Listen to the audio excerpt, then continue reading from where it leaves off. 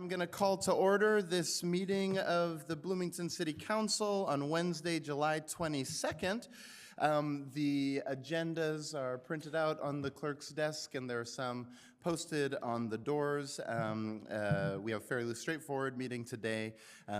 First, we'll have some minutes for approval, I believe, and then reports. Oh, I'm sorry. I'm even reading it right here. The first thing that will happen will be a roll call. And so in which case, will Clerk Bolden please call roll? It's fine. Councilmember Flaherty? Here. Stossberg? Here. Piedmont Smith? Here. Zulik? Asari? Here. Daly? Here. Rollo? Here. Ruff?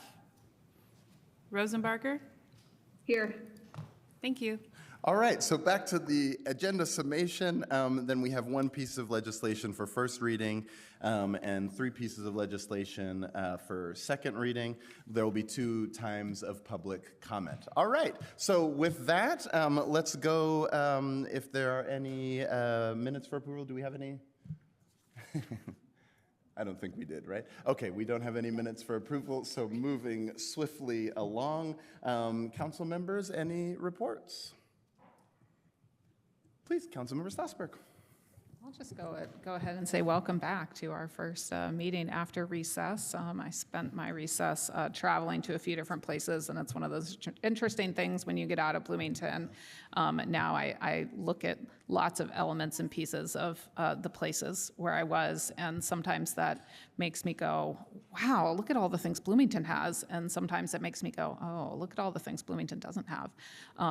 But I mostly wanted to take a minute to celebrate some of the things that we have in terms of our infrastructure. One of the places that I went to was Belize, and it was very, very interesting. But there was also transportation infrastructure was not the same, and it was really interesting. The elements that I thought to myself, oh, it would be, like we have a lot better infrastructure in some of these ways in terms of our transportation infrastructure. And then in other ways, they had some sleeping policemen. If you've ever been to Belize, maybe you've heard about the sleeping policemen. They are speed bumps in the middle of 50-mile-an-hour roads. And you learn to expect them, you learn where they are, and everybody just goes with it. And it is one of those interesting pieces of infrastructure that we want to, I hear lots of complaints about speed bumps, but it is definitely a tool that slows you down on Belizean highways when you are approaching a bus stop in the middle of a 50-mile-an-hour road. And it can really be utilized as a tool, and people just get used to it. And so that's something that I want to kind of put out there is this general, like things change and things are different, and there are many different ways to proceed and do things well. And people are very, very adaptable, and success can look like a lot of different things. So that's my takeaway from my nice, relaxing summer traveling. Thanks. Thank you very much. Any other comments? Councilmember Piedmont Smith. Yes, on a slightly less positive note, I did want to express my dismay that the land swap seems to have not occurred that we were supporting for the College Square site that the RDC owns and the Seminary Point site that the CIB owns, with different dates for requests for proposals by the 2 bodies. They seem to be going forward in different directions and further away from any possibility of swapping land, which is unfortunate. So that's all. Thank you. Thank you for bringing that up. Any other comments or reports? I'd like to make just 2 brief ones. The first is in terms of things to be dismayed by. Many of you may be familiar with the Bloomingtonian, which is a local news organization that recently had its page taken down by Facebook without any sort of process. It was taken down by an AI bot. I'm particularly concerned about this, something I've often spoken about, but local media of any sort matters a lot, and we live, luckily we have people who have dedicated, I think, at a lot of cost of sweat and tears and often financial to themselves, a lot of time to this community and making sure that we stay informed. Obviously, people like the B Square Bulletin and the Bloomingtonian, I think, are pillars of how we stay informed as a community. And so I was obviously dismayed that happened. Very happy, though, that luckily Facebook seems to have responded now and reinstated their account, but it's still at a state where they're not monetized now as an account. And so if any of you feel so compelled, it would be wonderful if you can support the Bloomingtonian, if you care about that type of journalism that's happening in the community. The second thing, I think similarly, not a particularly happy thing to speak about, but there were recent reports of a potential hate crime that happened at People's Market at their greenhouse just 2 days ago, or just yesterday, I'm sorry, where I don't want to go into all of the details, but the simple fact of the matter is that somebody was attacked based on their identity. And this is something that I think too often we like to act like does not happen in a place like Bloomington. And we like to say, well, we're Bloomington. If any of you ever watched the film about Matthew Shepard, one of the common threads that happened in that film was that people in Laramie, Wyoming would say, well, this is Laramie. This type of thing doesn't happen here. We're a very liberal community, I went to high school in Laramie, Wyoming, so I remember this kind of vividly. But here in Bloomington, we have that same type of approach a lot of the times when we talk about equity, when we talk about what it really means to be a resident in this town. It's too often that we think that we can rest on our liberal, sort of laurels and forget the fact that the very reason why we still have work to do is that if anyone is oppressed, then we all are. If anybody is under threat, then we all are. And so I just would like to very clearly say that we're against all forms of violence, and that this type of violence needs to be addressed the right way. Through economic means, it needs to be addressed very clearly with policy. And also, again, if anybody is so inclined, the People's Market would love your investment. And so if you're able to invest in some way, shape, or form in making this community safer, more accepting, it's just the sort of general call and plea. So again, thank you all for all the work you do. Welcome back. I'm very excited for this portion of our term. Let us move on then. We have reports from the mayor now, in which there'll be a presentation of the 2026 Human Rights Award. Who is doing said presentation?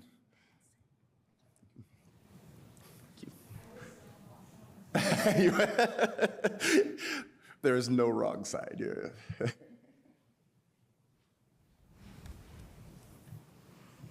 Oh, perfect. Thank you.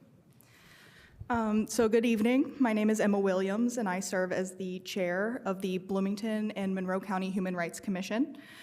It's truly an honor to be here tonight, not only in my role as chair, but as a member of this community that continues to show up for one another in really meaningful ways. On behalf of the commission, it's my honor to welcome and present this year's Human Rights Awards. The commission exists to promote fairness, dignity, and equal opportunity in our community, and tonight we're going to recognize the people and organizations who bring those values to life in really meaningful ways. The Human Rights Award was established in 1997, and it honors individuals and groups who have made significant contributions to civil rights, human relations, and community here in Bloomington and Monroe County. Each year, the nominees remind us that progress is built day by day through the commitment, care, and courage of the people in this community. It's a privilege to recognize two recipients this evening whose work reflects exactly that. First, the 2026 Individual Human Rights Award is presented to Melanie Davis. Mel's work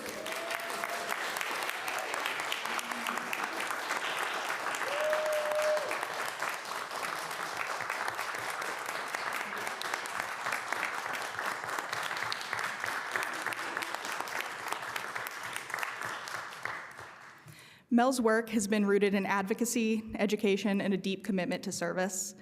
As her nominator shared, she's dedicated her life to expanding opportunities for members of the LGBTQ+ community to grow, thrive, and find safety, and build meaningful connections amongst our community.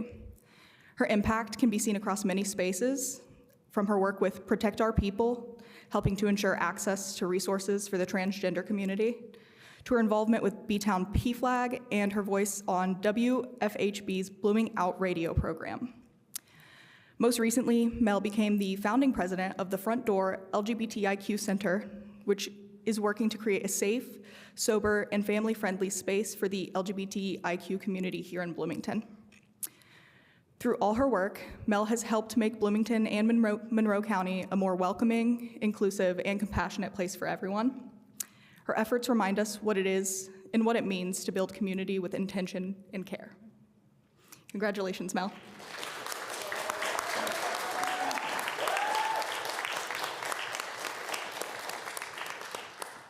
Next, the 2026 Organizational Human Rights Award is presented to Mother Hubbard's Cupboard.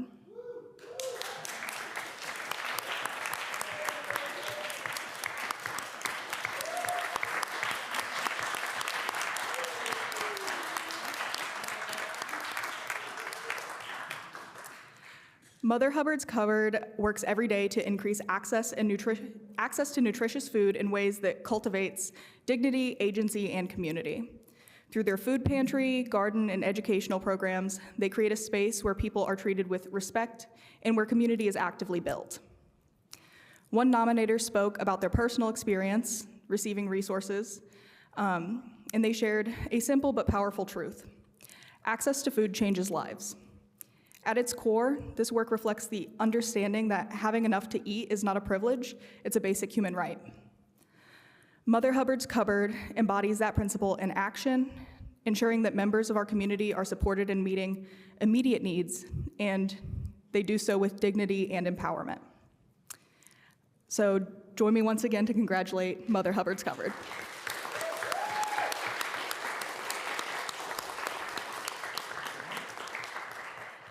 Tonight's honorees remind us that human rights work can take the shape of many forms: advocacy, education, service, and care, but at its core, it's about recognizing the inherent worth of every single person.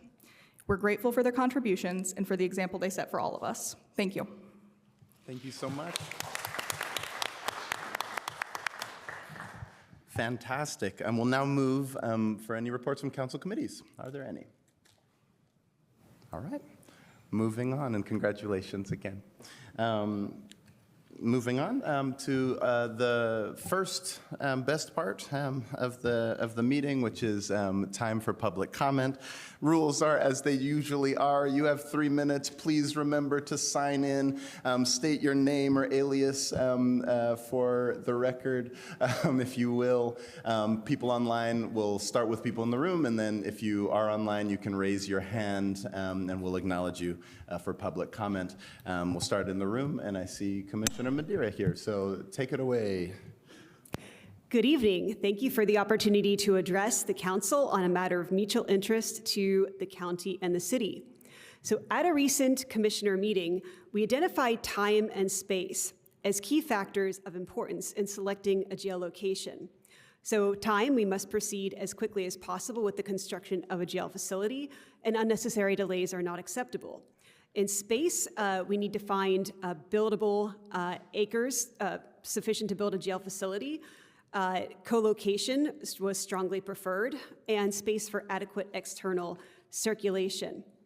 And there should be materials that are being distributed to, so that I will not need to elaborate at great length on these. So the county considered the Hopewell property in 2022-23, although at the time we had a design that was limited to only a jail. This was understandably problematic for the sheriff. We approached the city council at that time and requested consideration for the use of that part of the Hopewell property for a jail facility.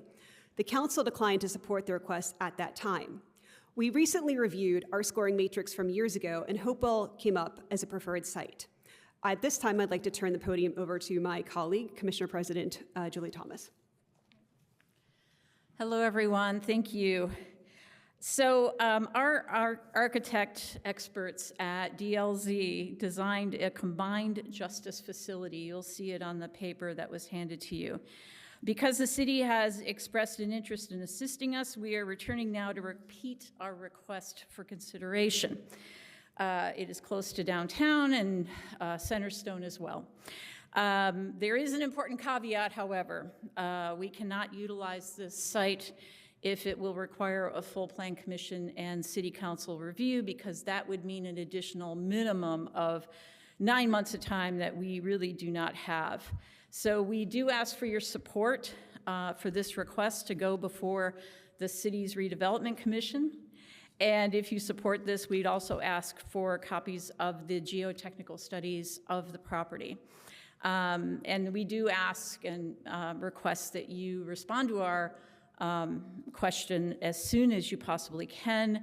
We would be open to considering purchase of the property or potentially to develop a land swap for the Thompson property, which is considerably more acreage. But we obviously would need our council approval on that. So please contact us via email if you have questions, or to let us know, hopefully, that you support this plea. Thank you so much for your time. Thank you. That was an efficient 6 minutes. That was great. Okay, are there any other comments in the room? Mr. MG.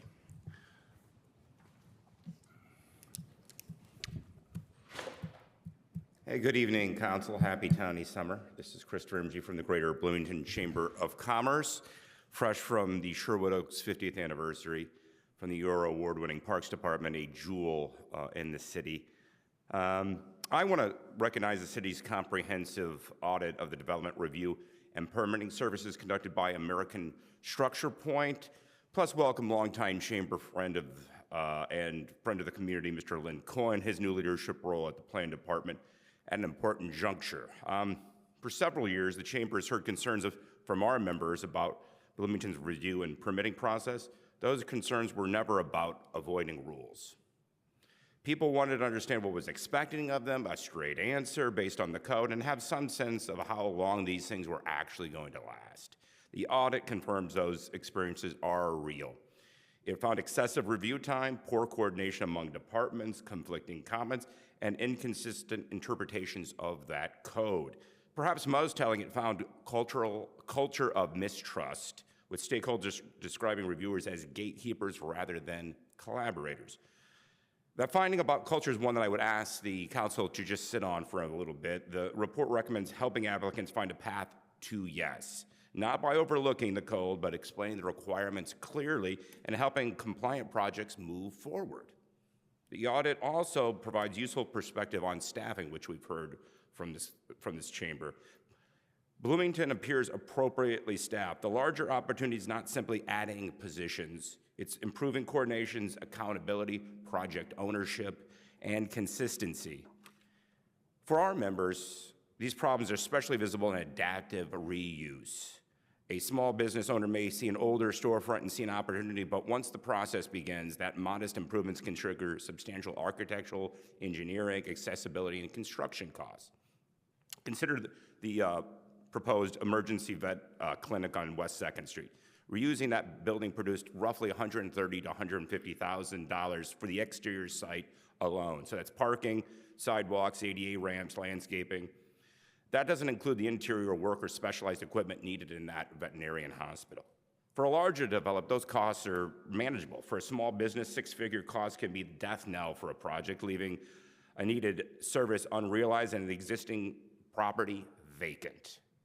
We are grateful for the City Commission this audit and made it public, but a report alone will not change anyone's experience. Implementation will be the real measure of success.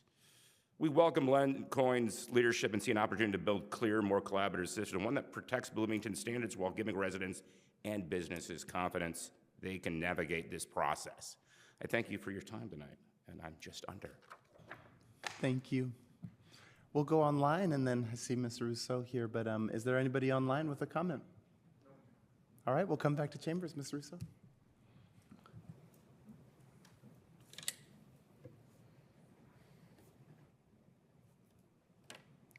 Good evening. I'll be very short.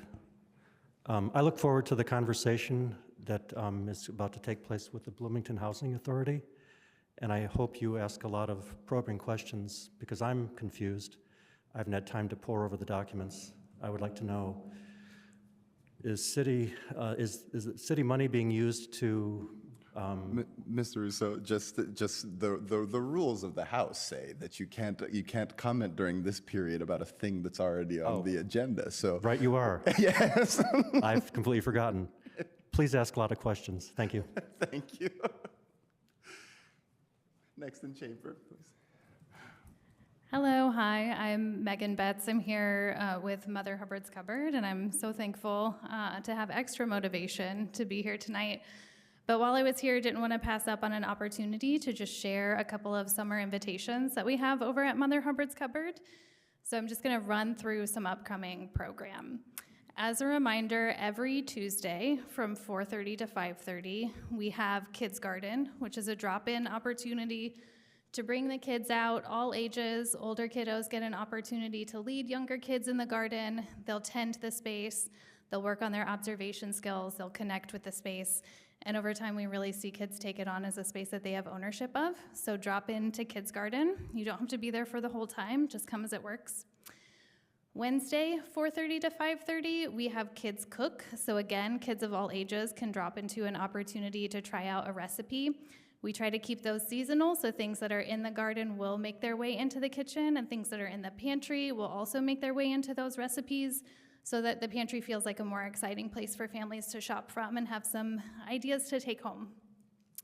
Those are open to everyone, no registration required, but we do have a couple of free workshops each month on Tuesday and Thursday evenings. If you or anybody in your community are interested in learning about fermentation or sourdough baking, making your own homemade tortillas, then I encourage you to check out our education page on our website and join in sharing and building your kitchen skills.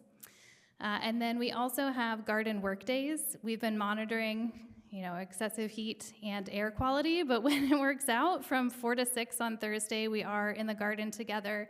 And the last Thursday of the month, those become dig and dine. So we spend some time in the garden and then also share a meal together. So I encourage all of you to drop in, spend some time together, be out in the garden while things are feeling really abundant, and just join in everything that we're up to. So thank you so much.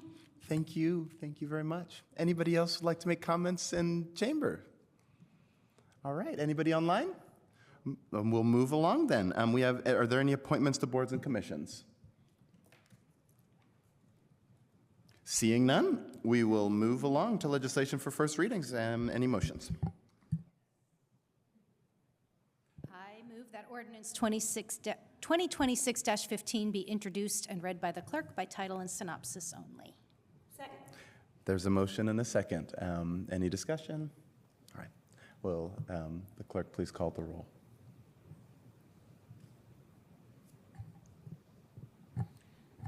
Councilmember Flaherty? Yes. Strasburg? Yes. Piedmont Smith? Yes. Asari? Yes. Daly? Yes. Rallo? Yes. Ruff? Yes. Rosenbarger? Yes. Thank you. Will the clerk please read?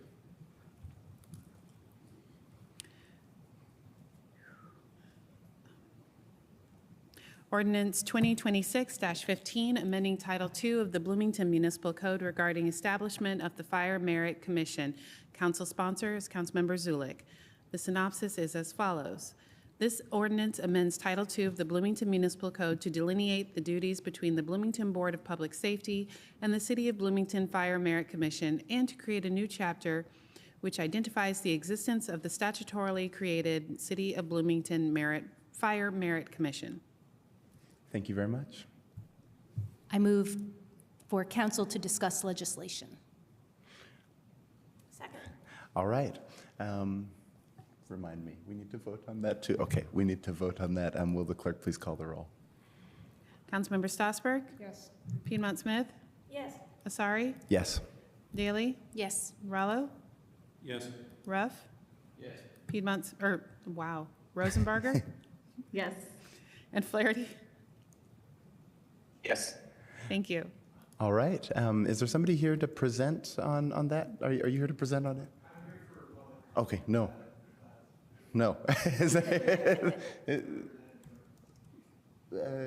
Attorney Allen, was Councilmember Zulik supposed to present on this matter? I would have expected the city legal department. I don't know if there's someone online who would like to present. I can give a brief synopsis of the changes if you would all like, since there appears to be Is there somebody nobody. online? And if not, yes, absolutely, we'll go to you, sir. There's no one online? Interesting. Okay, well then, please take it away, Attorney Allen. Wonderful. This ordinance essentially it updates Title II as it said, as we heard by the title. So state code was changed a few years ago to add in merit board systems as a default for police and fire. The city of Bloomington had a split decision on the merit boards. The police department decided not to adopt the merit board, as part of and to continue with the Board of Public Safety as its oversight body. They affirmatively did that as provided by state law. However, the fire department did go with the merit system. In accordance, the Board of Public Safety no longer has that oversight over the fire department. It should be the new merit board system. So what this ordinance essentially does is it updates existing language in Title II to make it clear that the Board of Public Safety no longer has that oversight role over the fire department, and then it adds language to add that merit board consideration in accordance with Indiana law and as the city decided for the merit board system for the fire department. So, thank you very much. Any questions or discussion? All right, seeing none, we'll go to public comment. Hi there, my name is Wes Martin. I'm the president of Local 586 Political Action Committee. We are the local firefighters union, and I'm here to speak in support of the ordinance and just say that this is a system that we are excited to be a part of. I understand that the police did not want to go ahead with this, but it's something that our membership looks forward to, and it's nice to have kind of additional oversight over both promotions and disciplinary action within our department and to have some union buy-in in that process. So again, Local 586 and our local firefighters union recommend passage of this ordinance. I know this is first reading, but yeah, that's our position. Thank you very much. Are there any other commenters in the chamber? All right, moving online. Is there anybody online who'd like to comment? Okay, well, back to council. Any comments or questions or motions? Councilmember Strasburg. I'll just say that I'm supportive of this change, reminding hopefully not necessarily my colleagues, but the public that we discussed this probably about a year ago at this point when it was first established, and it feels just kind of like an oversight at the time that it didn't get worked into code. I'm delighted to hear that the fire department union supports this change because that says to me that it's been working well for the last year. So yeah, I don't have any questions, and I guess I'll move that we move it to second reading at our meeting next week, right? Next week. Next week. Second. Okay. All right. There's a motion and a second to move this to our July 29th meeting. Can the clerk please call the roll?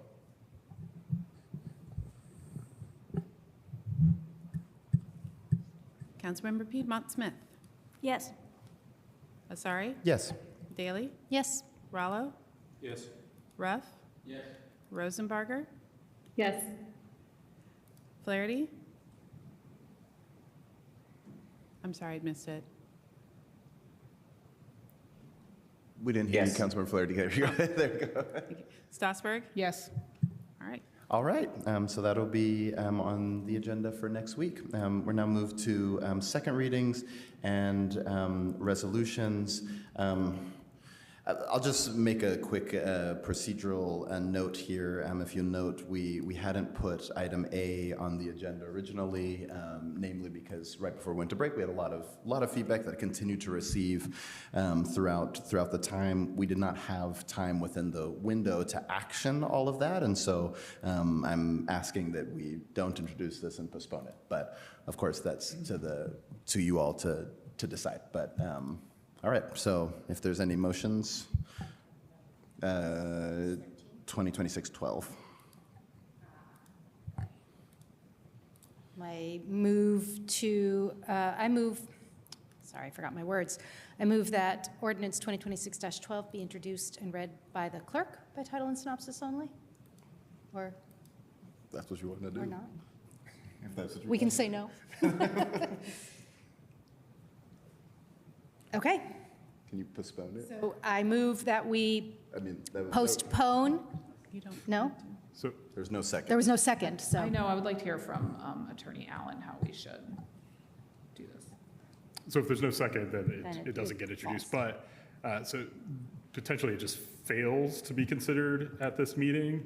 However, I mean, the cleaner way is potentially to go ahead and read this on the agenda and move to, my understanding from Councilmember Asari, of course, I don't want to say anything different, President Asari, but if you wanted to reintroduce a new resolution, the way to do this is to table this particular version of the resolution so that it could don't have only to be do brought amendments. back up by a majority vote of council, but it wouldn't be necessarily postponed to a different time at this point. That actually is a better idea, so we don't have to do lots of amendments. So, yes. Do we, in order to do that, do we need to introduce it so we can discuss it, so we can have that motion? Yeah, I believe you do. Okay, that's what I thought. So would you like to make the motion again? I made it. I move that ordinance 2026-12 be introduced and read by the clerk by title and synopsis only. Second. All right, there's a motion and a second. Will the clerk please call the roll? Councilmember Asari? Yes. Daley? Yes. Rallo? Yes. Ruff? Yes. Rosenbarger? Yes. Flaherty? Yes. Strasburg? Yes. Piedmont Smith? Yes. All right, thank you very much. Will the clerk please read? Resolution 2026-12, establishing rules and guidelines for alcohol permit districts. The synopsis is as follows. Resolution 2026-12 establishes rules, procedures, and public interest guidelines for alcoholic beverage permits for which the City of Bloomington has authority, discretion, or influence to recommend, support, condition, object to, monitor, or otherwise participate in the alcohol beverage permitting process. I move that ordinance 2026-12 be adopted. Second. All right, will the clerk please call the roll? Oh, we don't need to, sorry. Move that we withdraw, or should we vote for it? What do you As say? I think Somebody has that to move to table. somebody has to move to table. And it can't be me. And I'll go ahead and move Resolution 2026-12 be tabled indefinitely. I second. Thank you very much. Motion and a second. Will the clerk please call the roll? Is there any discussion? All right, will the clerk please call the roll?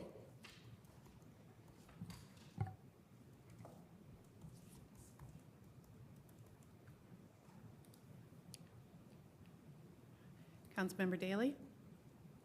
Yes. Rallo? Yes. Ruff? Yes. Rosenbarger? Yes. Flaherty? Yes. Strasburg? Yes. Piedmont Smith? Yes. Asari? Yes. Thank you. All right, thank you very much. Any other motions? I move that Resolution 2026-13 be read by title and synopsis only. Second. Motion and a second. Will the clerk please call the roll? Yes. Councilmember Rallo? Yes. Ruff? Yes. Rosenbarger? Yes. Flaherty? Yes. Strasburg? Yes. Piedmont Smith? Yes. Asari? Yes. Daley? Yes. Now, will the clerk please read? Resolution 2026-13, authorizing issuance of bonds for the BHA For the BHA, the council sponsor is Councilmember Zulik.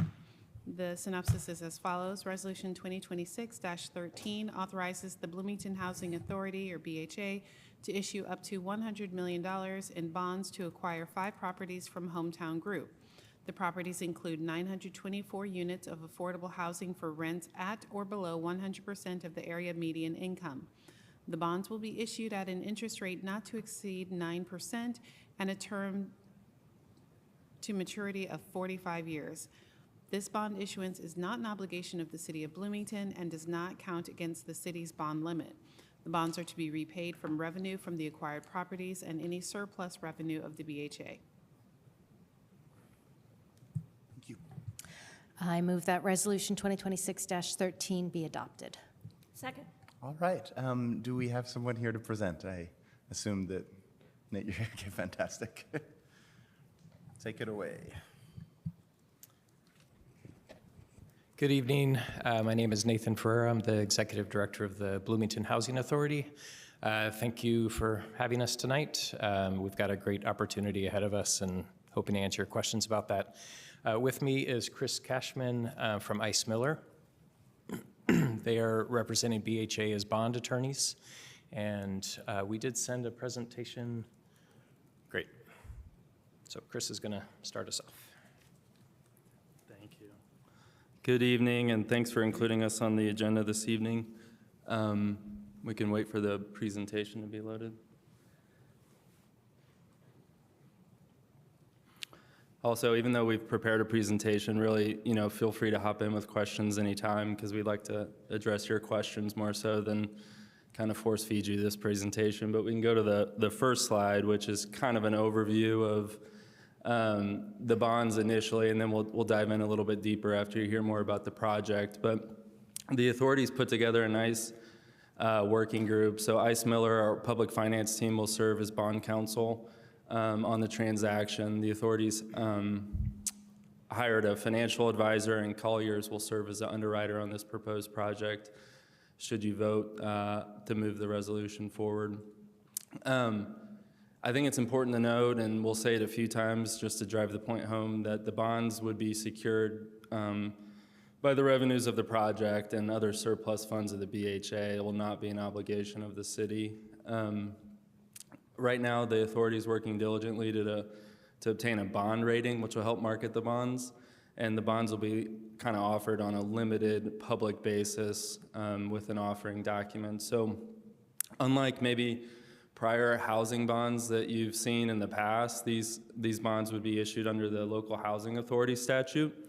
And just to put the context as to why we're here, before you with the resolution, that statute requires the fiscal body of the unit to approve the project. So a little bit different than perhaps you may be used to seeing with other housing projects.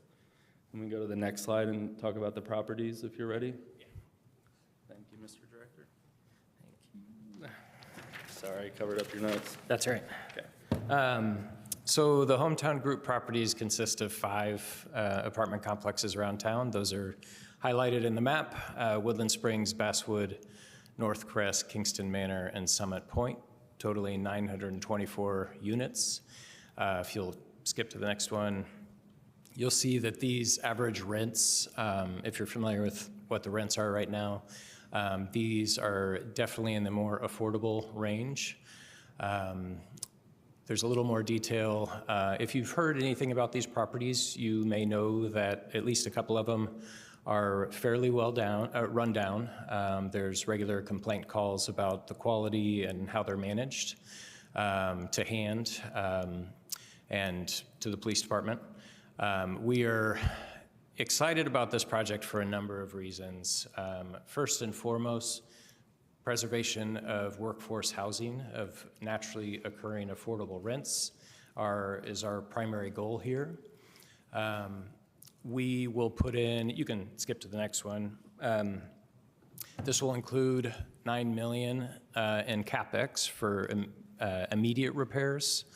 Those will focus on code violations, resurfacing interiors, roof and exterior replacement at a couple of the properties, and additional repairs as needed to get them up to our standard.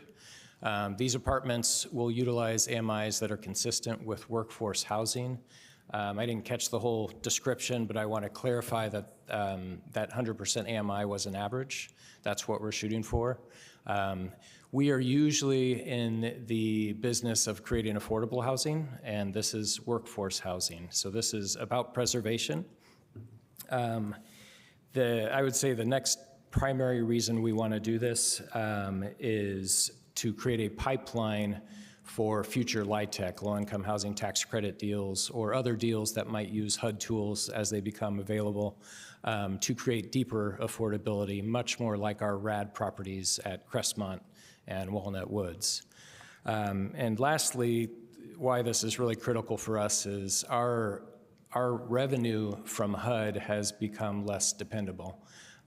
We have faced cuts in the form of no inflationary increase this year and a freeze on issuing any new vouchers. So that means when a voucher gets retired, somebody doesn't need it anymore, we are not issuing new ones since last July. So we're stuck in a pretty difficult financial spot. We estimate that bringing on these properties post-construction will generate about $1 million of revenue per year.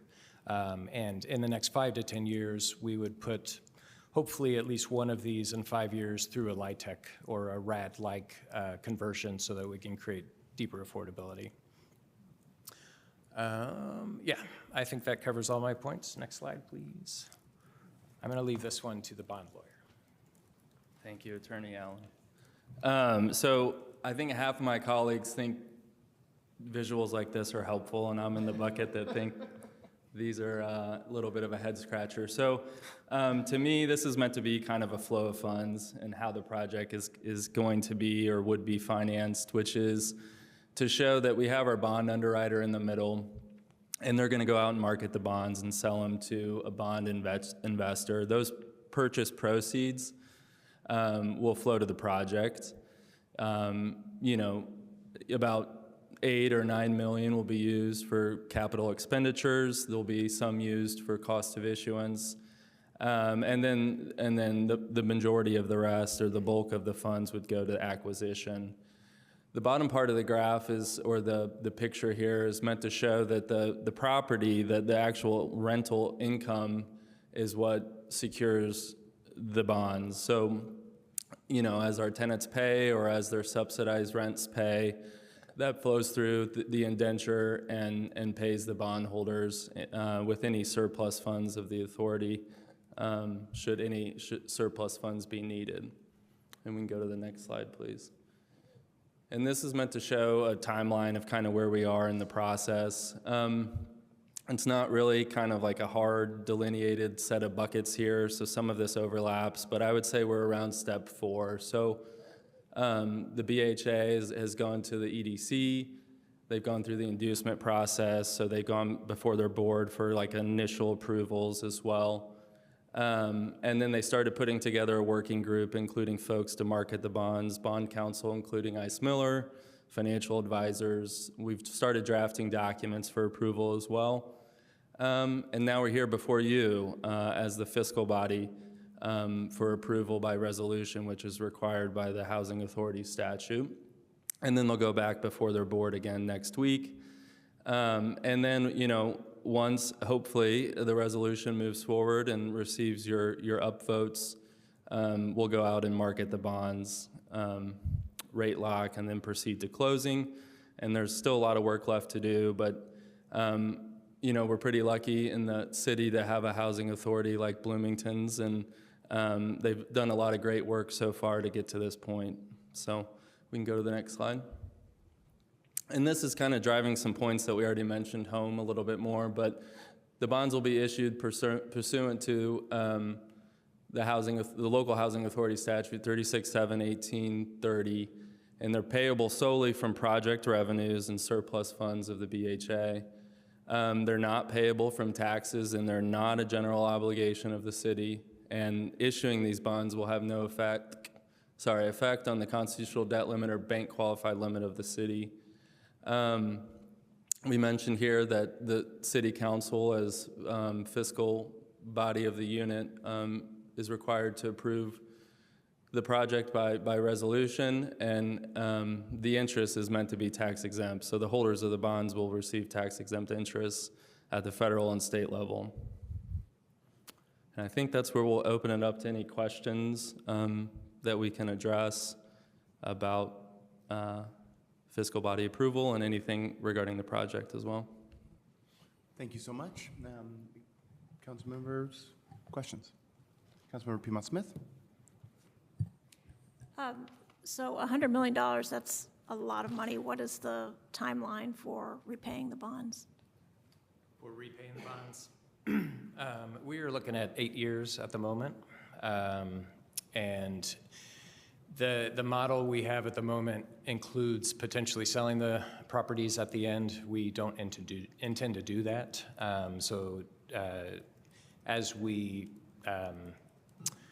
As the model gets more specific, the bond payment may take longer. The one that we're utilizing at the moment is for 8 years with a contemplated sale at the end.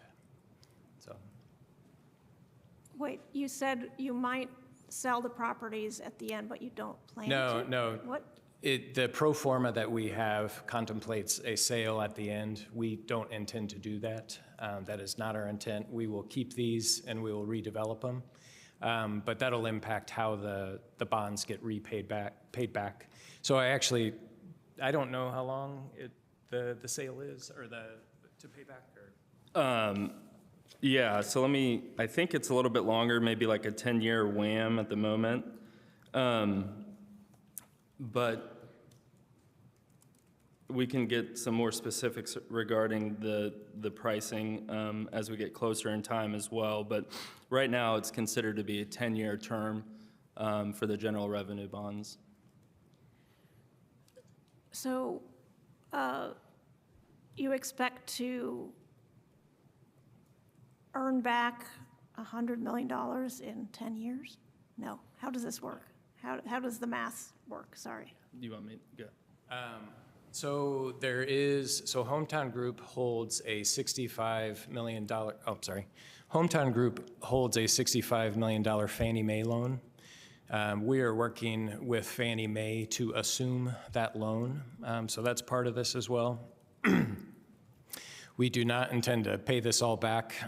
Like I said, the pro forma we're contemplating just has a land sale as part of the current model, which we will not do. And I can already see I've created more confusion. So next week I will get a more detailed response about how long it will take to pay back both the Fannie Mae and the bonds that we'll be paying back as part of this project. So. Okay, so you'll be assuming that debt. That is the goal, is for us to assume. Yeah, the goal of the resolution is kind of set outside parameters. As it stands now, we've tried to build in some optionality, but the approach now, the structure is contemplating assuming about $65 million of existing mortgage debt on the properties, which would mean if that's the approach that ultimately we end up executing on, it's still subject to Fannie approval because it's existing outstanding Fannie debt, then the bond issuance is going to be far less than the $100 million. But what we didn't want to do is present a much smaller dollar amount, and then if the existing mortgage loans were then ultimately paid off, if we pivoted away from assuming the debt and paying it off, then we'd have to come back with kind of a larger bond issuance request. So as it stands now, what we're modeling is assuming the existing debt and then a smaller bond issuance amount, somewhere around, it depends on what the debt service requirements can handle, but somewhere around 32 million of a bond issuance if we go the route where the existing debt is assumed. And it's older debt, so no one can predict where interest rates are going, but we do know where interest rates have been, right? So it could be potentially lower cost of debt because it's a little bit of it was issued a few years ago, so maybe more favorable to the authority to proceed that way. Councilmember Stussberg? Yeah, so to follow up on that a little bit, so that $100 million is kind of like the maximum possible. And so you're asking us in terms of approval to approve the maximum potential, but really you expect the actual bond to be lower than that. As long as we get Fannie approval and the execution goes into place where the existing debt is assumed, then it would be a much smaller bond amount. Okay. So by the existing debt being approved, so that basically means like that you get turned over as the mortgage payer, so you don't have to pay that entire thing back at once, you just start paying those mortgages. Right. And so then it's like BHA still owes that money, but it's not in the form of a bond. Right. So in another way of thinking about it is the project is assuming, 80 to 100 million of new debt, or is incurring 180 to 100 million of new debt. It's either going to be all bond financed or it's going to be partially financed by assuming the existing debt, and then the delta between that would be bond finance. So I think the existing debt's somewhere around 65 million, and maybe the purchase price, which is still perhaps being negotiated under PSA, but would be something like 62 million for the properties. 72 million for the properties, assuming so, right now, the 7 million delta would be debt financed, and the existing debt would be assumed. Okay. And then the 9% interest rate, which also seems kind of high, is that also a maximum, and what kind of interest rate would you actually expect? So right now, and it is, and just to reiterate, the resolution is meant to kind of set outside parameters, almost like, bumpers at a bowling alley, right? So it's meant to be kind of the outside parameters, and we wouldn't expect it to be around there. I think we're modeling currently somewhere around in between 475 and 675 on the bond piece, but it depends on pricing and a few other kind of to be finalized deal terms. Is that a fair assessment? I appreciate that interest rate a little bit more, so I'm Yeah, glad that right. we're not actually looking at 9%. Thanks. Yeah. And the same with the 45-year term. It's kind of an outside parameter that's allowed by statute, so we approve that, and we don't intend or expect to go there. Right now, we're modeling on the bond piece with the loan assumption somewhere around a 10-year term, and then we can report back on the remaining term of the existing loan that the Housing Authority can help gather that information prior to second reading. Councilmember Flaherty. Thank you. It was a helpful presentation about some of the multiple, dimensions of the rationale for this proposal. So I'm understanding the context of the revenue creation in the context of maybe eroding support from federal government. Also, the opportunity to convert some of these through LIHTC or RAD in the future makes sense to me. I think the first reason mentioned was kind of like stabilizing or helping, preserve workforce housing in the community. I guess maybe two questions related to that. Like, one is, are these properties generally, or any of them in particular, like at risk for losing that workforce housing now under existing conditions? Like, is it some window that the BHA is, or some particular need the BHA is trying to address that isn't being addressed currently with current owners? And do you anticipate the rents will stay about the same as what they are now, or are you trying to deliver more affordable rents than these properties have right now? Okay. Thanks. I'll try to answer all that and let me know if I didn't. So yes, we know that at least a couple of these properties are in very poor condition. We actually conduct inspections because we have vouchers at several of these, and we've had to address many issues with the current landlord at several of these properties. We know that two, Kingston Manor and Summit Point, are at locations that would be prime for redevelopment. Given their locations, we would assume those would be demoed and redeveloped as student housing, like what you've seen around town. Our goal here in terms of preservation would be to do the needed fixes and then do a much larger rehab through the LIHTC or RAD in the 5 to 10 year range and save those properties. We project rents may go up modestly, but like it said in the introduction, we'd be targeting 100% average with a ceiling of 140% AMI, which is typical for workforce housing. And then for our RADs, once they've gone through a conversion, our RADs, the cap is 50% AMI, so we'll introduce those gradually as we're successful with those applications and are ready to do those. So did that answer most of your questions? Or? It did, okay. Yeah. I do have one follow-up, if Sure. that's okay. with Council President. Yeah, absolutely. Go ahead. Thank you. Which is just, what do you think are the most significant risks of this proposal? I mean, it's a pretty significant amount of debt. Like, what could go wrong? How are you anticipating that? What are the downside risks here? Absolutely. There is risk here. To the BHA, these are general revenue pledge bonds. What that means is anything that's already not tied up in a commitment. So anything beyond what is owed to HUD or to our investors would be at risk here. We feel like developing affordable housing, preserving affordable housing, addressing our housing shortage is a statutory responsibility of the Housing Authority. So we see this risk as worthwhile. These types of deals have been done before, mostly in larger places. So we're a little new in that we're a smaller housing authority, smaller community attempting this, but there's no reason in my mind that we should not try this. So I hope that answers your question.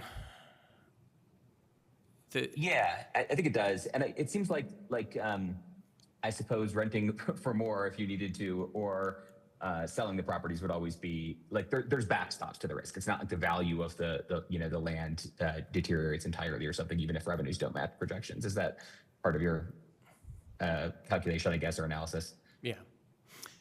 I'll add just another piece that might help is, another risk is that we can't fill these. Some of these have very low vacancies, but we believe that CapEx will do that.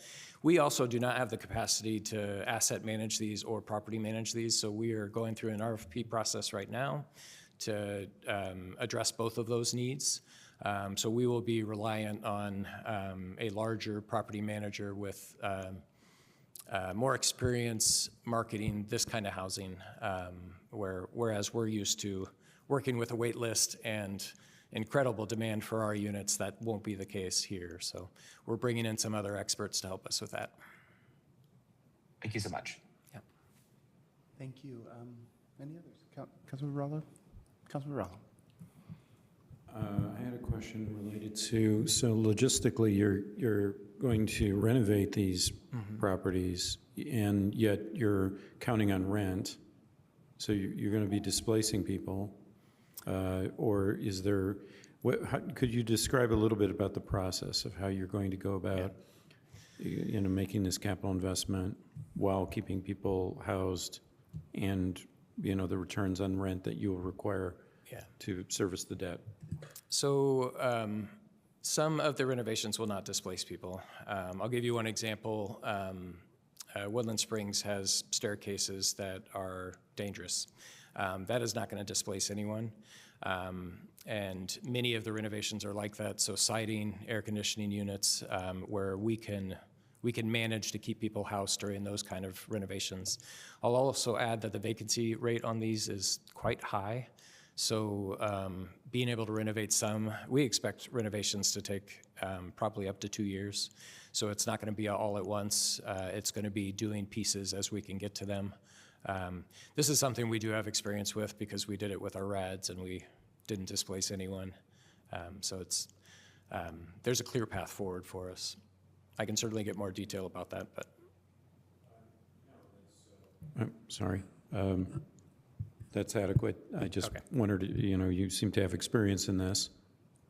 So I'm assured that you've been through it before. So that's all I've got right now. Thanks. Councilmember Piedmont-Smith. Okay, first of all, what is CapEx? I'm sorry. Capital expenditures. So this would be renovation costs. Okay, thank you.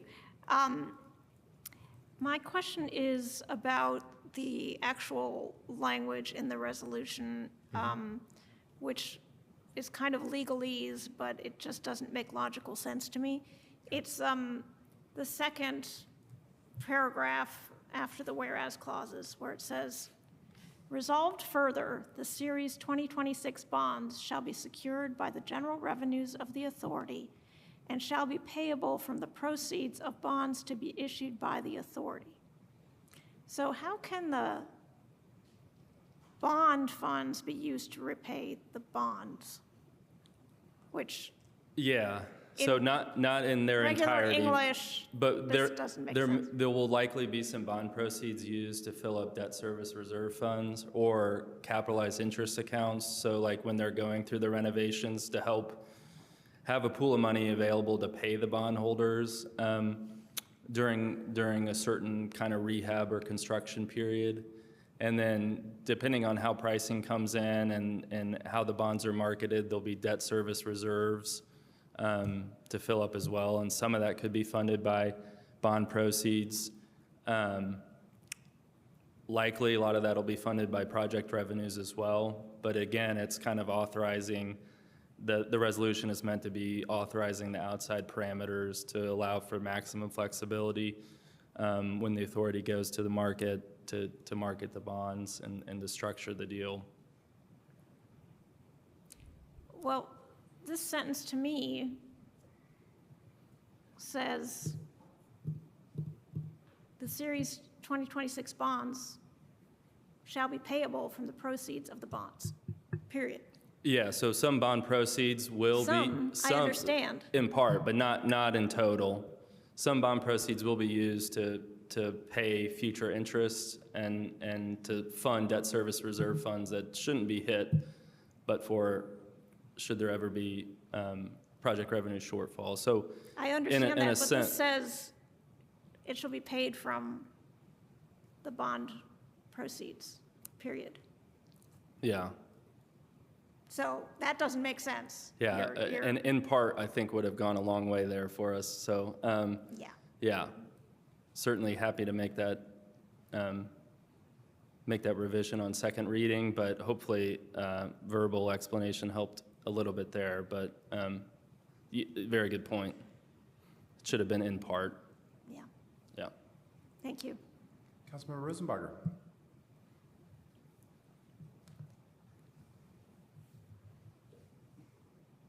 Hi, thank you. Couple questions related. First question is, how are these properties selected?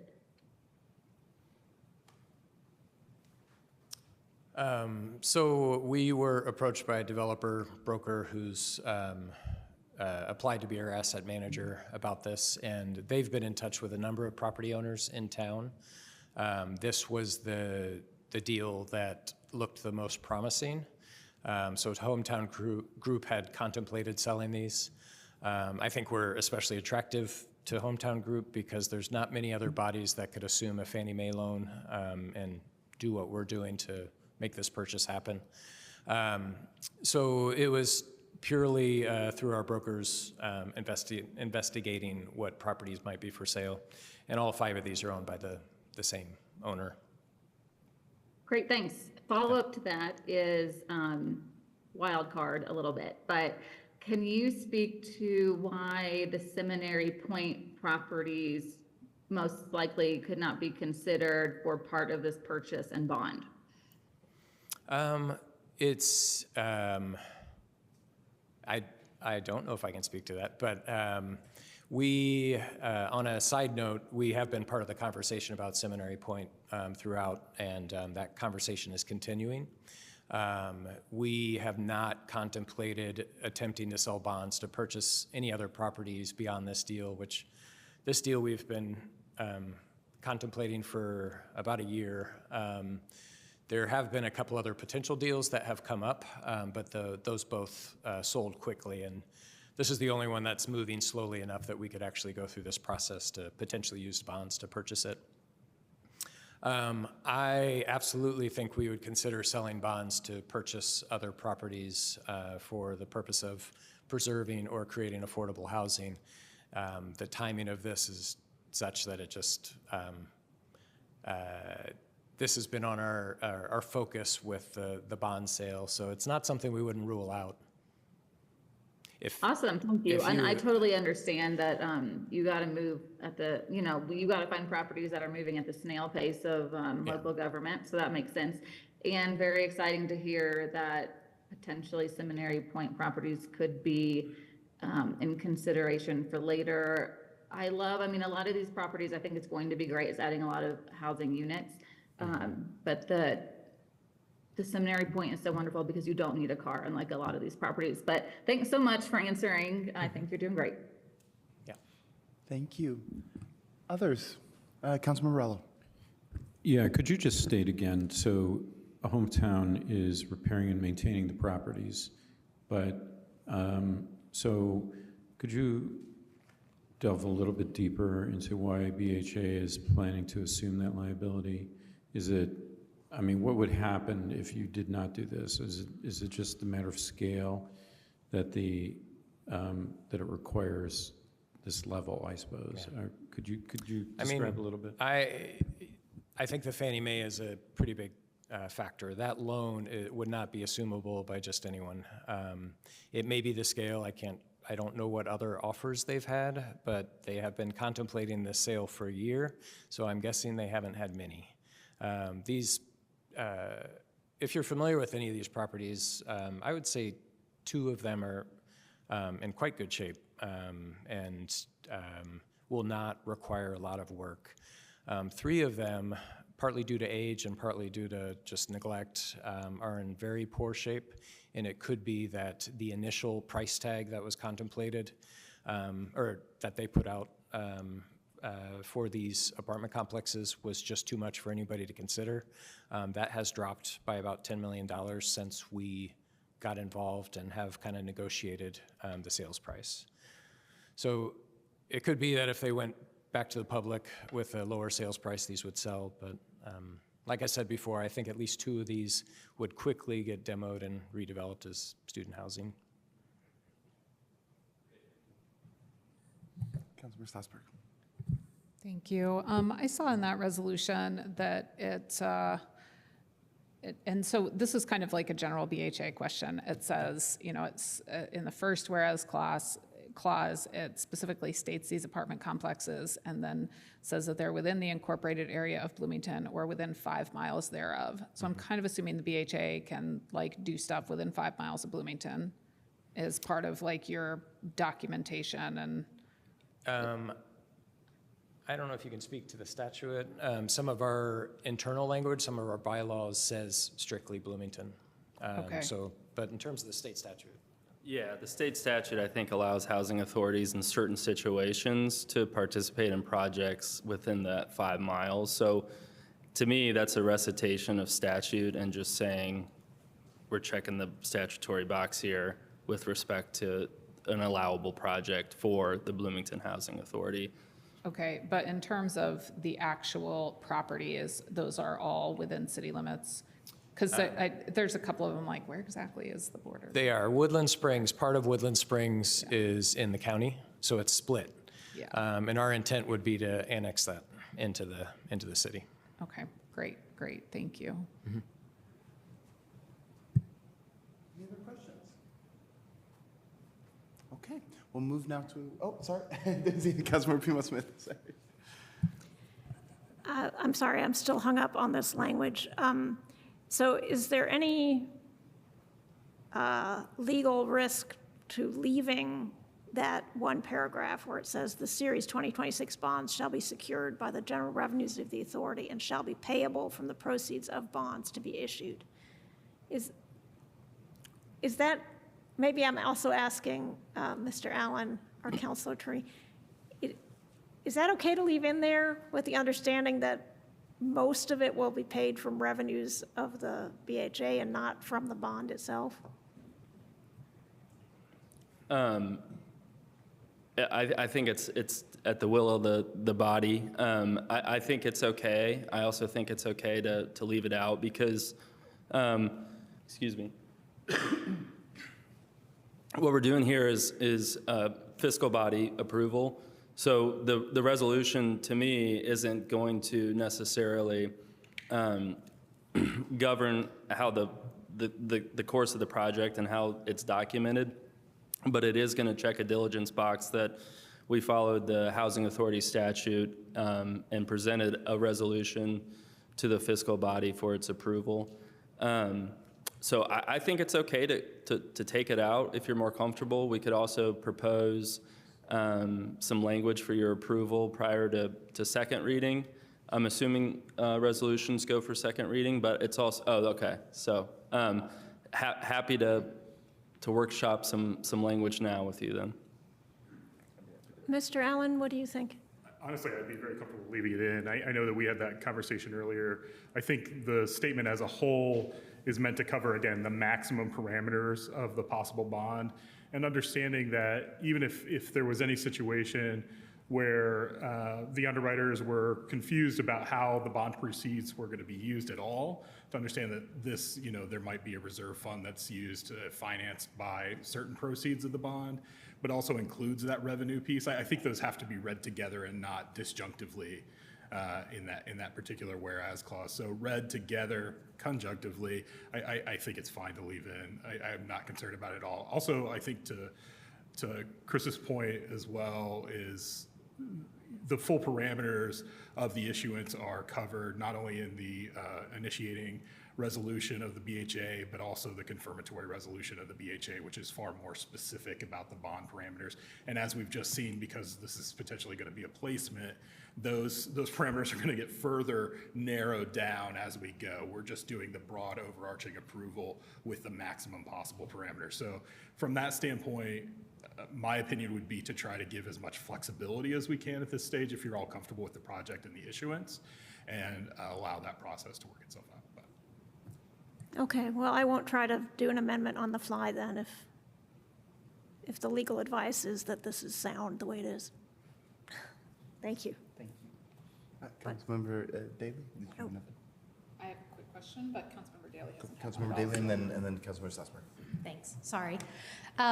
It says here in the staff memo that was issued to us, it indicates that on May 19th, the BHA presented to the Economic Development Commission, which indicated general support for the project and bonds. So that wording, general support, leads me to think that maybe they had some concerns or reservations or just deeper questions. Can you speak to anything that might have been other than like, yes? I didn't hear that. I think general might have just been too vague a word. If anything, I heard those members say, I heard expressed excitement, and this is a bold direction, I think were some of the words I heard. So if anybody else wants to speak to that, but I'm happy to just echo that, that's what happened. Awesome, thank you. Just wanted to clarify. Since if I wrote the language, so I can tell you why I use the word generally, if you'd like. The reason why I use generally is just because the EDC didn't formally vote on it. Since this isn't the normal kind of RAD process where they have a role to play, this is more of an advisory. It's just to say there was no formal vote taken, but the room was very supportive of this. I'm sorry, I was inartful in that. Great, I just wanted to hear what other bodies had in their opinions. So that's very helpful, thank you. Thank you. Just super fast. When do you expect these purchases to happen? You said repairs would take up to 2 years, but when are we actually going to take control of the properties? So the purchase agreement has to be executed, I believe, by November. And there is still a lot of due diligence on these properties to be done. This has been a very slow, tedious process. So I would expect those renovations to begin immediately by the end of the year. So we're hopeful that the sale will take place by November. Okay, great, thank you. If I can add something to that, just if this purchase falls through, we still have the ability potentially to utilize bonds to use this on other properties. So it's a tool that with your approval, we'll take forward. And if we're successful on this first purchase, it's certainly one we plan to use again, so. Any other questions? Online, seeing none. All right. Seeing none, we're going to move to a time of public comment. Same rules as the first time if you'd like to comment. And if you're online, there's a raise hand function. It would be very helpful if you let us know. Starting with you. Hello, council members. I'm Mary Morgan. I'm Executive Director of Heading Home of South Central Indiana, and I am a board member of the Bloomington Housing Authority. I just wanted to let you know that the board gave its full-throated support for this project. You know, it's a gutsy move. It's an area that we have not explored before.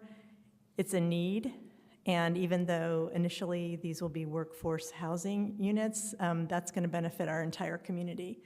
I look forward to the longer-term plan to turn these through a RAD process into more affordable units, but I think nonetheless it's needed.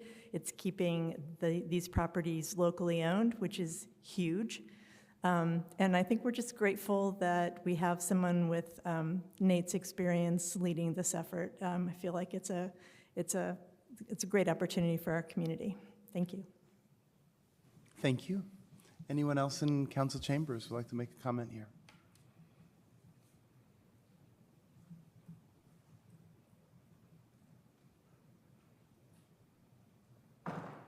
Good evening, Council. Randy Cassidy. I'm speaking tonight as a citizen, but to understand the aspect of the workforce housing and the fact of what BHA has done with the RAD and the thing, it's an admirable thing to do. The only question I have on this particular thing, because it is a pass-through situation that BHA would be responsible, is this going to end up being a tax-exempt properties when this is done? Because my quick calculation, and while trying to workforce housing, tax revenues and such, those five properties at the present moment are churning out about $830,943 a year in property taxes. So that's the only question that I would have in regards to it, is how the replacement of that income might impact overall for the next few years in regards to it. The workforce housing is extremely needed. BHA is extremely good at managing accordingly, and under Nathan's leadership, they've done a great job. But the revenue replacement is my only question. Thank you. Thank you so much. Any others in council chambers? All right, we'll move on. Oh, well, as the third is getting ready, anybody online? All right, we'll go to online then for the moment. They should unmute you, and we're welcoming your comments. Yeah, Kevin Keogh. Tonight's discussion, I think, highlights just how complex the $100 million proposal is. But complexity shouldn't replace standard. I don't know how much financial due diligence has been done, but I agree preserving 924 affordable housing units is a crucial goal. However, the council seems to be asked to authorize up to $100 million in bond while effectively flying blind on three standard items. The first is evaluation. I don't think I had heard any discussion tonight about, have these units been valued? And I think that would be part of having an independent appraisal or evaluation study. I haven't heard that tonight. Second, the operating pro formas. I'm just flabbergasted that there hasn't been, as part of the documentation, the pro formas. As an accountant and a CPA and an auditor, I would think that would be something we would want to look at and see, and just really understand, the math. How is it working? Because I think there's been some questions tonight and some confusion. The third is, I think you really need an independent risk assessment. I know the team presenting the deal, they're part of the transaction and they're heavily vested in that. But I think the council needs an objective third-party financial advisor to make a really good risk assessment. I think the approval without these, I believe, three basic disclosures is an oversight. It's not really oversight. It's a leap of faith. It seems like you're being asked to take a leap of faith and to basically fly blind. So again, I think it should be part of this process. You actually know what the appraisal of these assets are. I think you need multi-year operating performers, and hopefully you go out at least 10 years. And I really think you need a really good independent risk assessment. Good intentions do not pay off bonds. Sound math does. So I think you really need to look at the numbers. So thank you. Thank you so much. Is there anybody else online? Were you going to comment, Mr. MG? Or was he just standing up earlier? Okay. Anybody else in council chambers? All right, going once. Okay, we'll come back to council members. Any comments or further questions? Councilmember Piedmont Smith. Yeah, I'd like to follow up and ask the question about the tax exempt status of the properties once the sale goes through.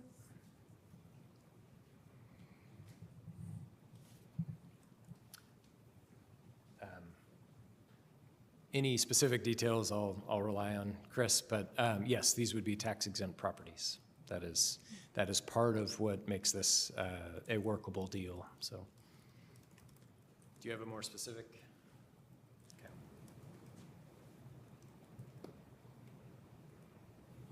Any other questions? Please, Councilor Strasburg. This kind of follows up a little bit on some of what Mr. Keogh was talking about with that kind of due diligence, and it's probably most for the attorneys in the room in terms of this, because these bonds aren't really being issued by the city of Bloomington, but and it's not going against our bond limits or anything like that. It's entirely the responsibility of the BHA, right? Like, why do we have to approve them doing this? Because I'm kind of working on the assumption that the BHA has done that due diligence, and that when this was presented to them with the full resolution that has all of those details in it, that is in our packet and that was referred to earlier, like that initial presentation was part of this. And that's the assumption that I've been working off of here.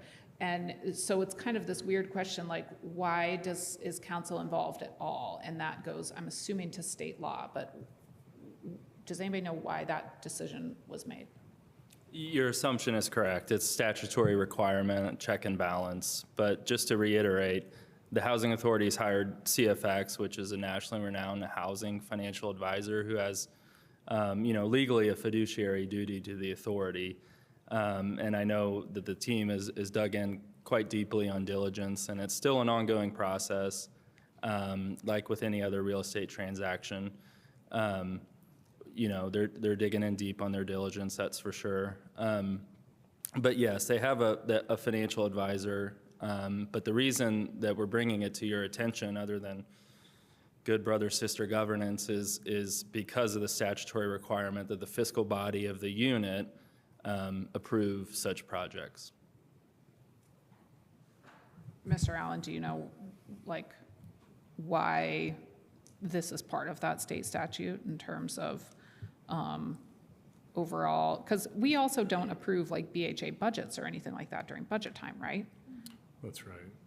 Yeah, you do hear the BHA budget. I think it's part of that kind of quasi-relationship that the city of Bloomington has. I can't tell you why the General Assembly, in their infinite wisdom, included this particular oversight, because it does mirror, though, other bonding authorities. So there are independent entities, obviously, that have bonding authority in which the city council provides some oversight. So I guess it's more of a mirror of that to make sure, just like there's a requirement in the statute that a public hearing was held. So the notice, they already published the notice in the paper, and as part of the BHA board, they had to hold a public hearing. It's more just to make sure this is given wide public attention, that the public has a chance to speak out about it, to learn about it, and learn about the parameters, and give maximum opportunity to feel like there is actual representation before it's approved. Okay, thank you. I have a quick follow-up question to a handful of both the comments and some things that other council members said. And I think I asked a similar question when we heard at the EDC, but just sort of wrapping maybe some of this together. In terms of the risk, and Councilmember Flaherty aptly spoke about the backstops that are available. I mean, one being selling of the properties, but because we're putting BHA funds as the assurance for the bond, are in the worst case scenario, can there be downstream effects on other BHA operating procedures? And then the question that Mr. Keogh brought up, I mean, are we we fairly certain of if our main backstop is the ability to sell the property, do we have any concerns about the liquidity of that property or our ability to sell it quickly? I should rather say that buildings aren't liquid, right? But our ability to sell it quickly should, things go south, given the sort of market that those properties are already showing right now. And last question is, are we able to segregate the loan in a way where you could sell off one property, or do they have to operate as a unit? I'll speak to the first part, and then I'll ask Chris to speak to the loan. So that was a lot. Let me back up and make sure I've got all that. So yes, general revenues are pledged as part of the assurance of these bonds. I mentioned this before, but we have multiple entities that own the RADs, that own our future LIHTC project, that own various projects. And in those investor partially owned properties, there's a waterfall. So only the portion that reaches us is available as a pledge. So that means we have to meet the DCR that's required by the project before we even get to the funds that might be pledged for this purpose. Obviously, there are other funds that we have, so Summit Hill and some funds that HUD has no jurisdiction over that would be pledged. Things that HUD has responsibility for, we also cannot pledge in this deal. So in terms of the greater risk, part of our due diligence will be appraising these properties, so I think we'll get a better sense as we dive in how sellable these are if we had to sell one quickly to save ourselves in a bad situation, but can't speak to that quite yet. So in terms of the loan and whether that's can be divided. Yeah, particularly the Fannie Mae loan, because the way we were talking about it is that one of the reasons people didn't want to assume this property we're thinking is because of the existence of that fairly large loan. Yeah, and I'll check with Colliers and the diligence team on that specific question because I don't want to misstate the answer to that question of whether it's a mortgage loan secured by all properties or whether the properties could be separated out. But it is an existing, Fannie mortgage-backed security mortgage loan securing all of them, but I'll have to follow up to determine whether the properties could be broken apart and how easily that could be done. Mm-hmm. Okay, excellent, thank you. Forgot I was chairing. Any other questions? Councilmember Flaherty, thank you. Thank you. Yeah, just a few more follow-ups. So, assuming this is authorized, the Bloomington Housing Authority Board would still have to make additional approvals subsequent to this, right? Correct. We have our final resolution going to next Tuesday's BHA board meeting at 8:30. Got it. So you just mentioned appraisals of the properties that it sounded like those have not been done, but you would do them. Is that correct? And so would that not precede the board's decision then?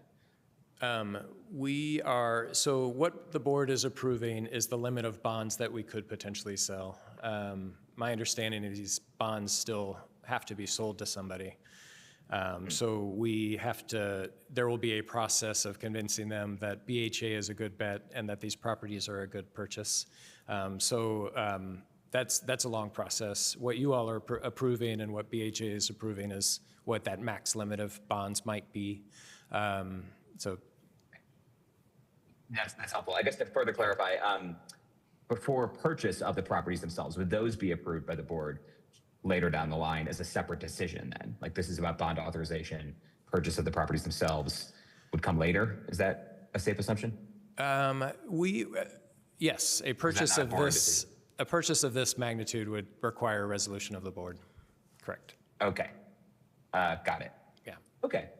That answers my questions. Thank you. There was one other part. So we are relying on our broker developer and that partnership to do much of the due diligence. Once we have a property manager on board, they will also participate in some of that, so. And one final question from me, because we're sort of setting the upward bounds of this, do you have an internal thought on, particular things that may make this not work? Do you guys already know, I mean, we say like 9%, for example, as an interest rate, but do you already internally say, look, we can't go beyond 8, or, is there certain economics that don't make this work?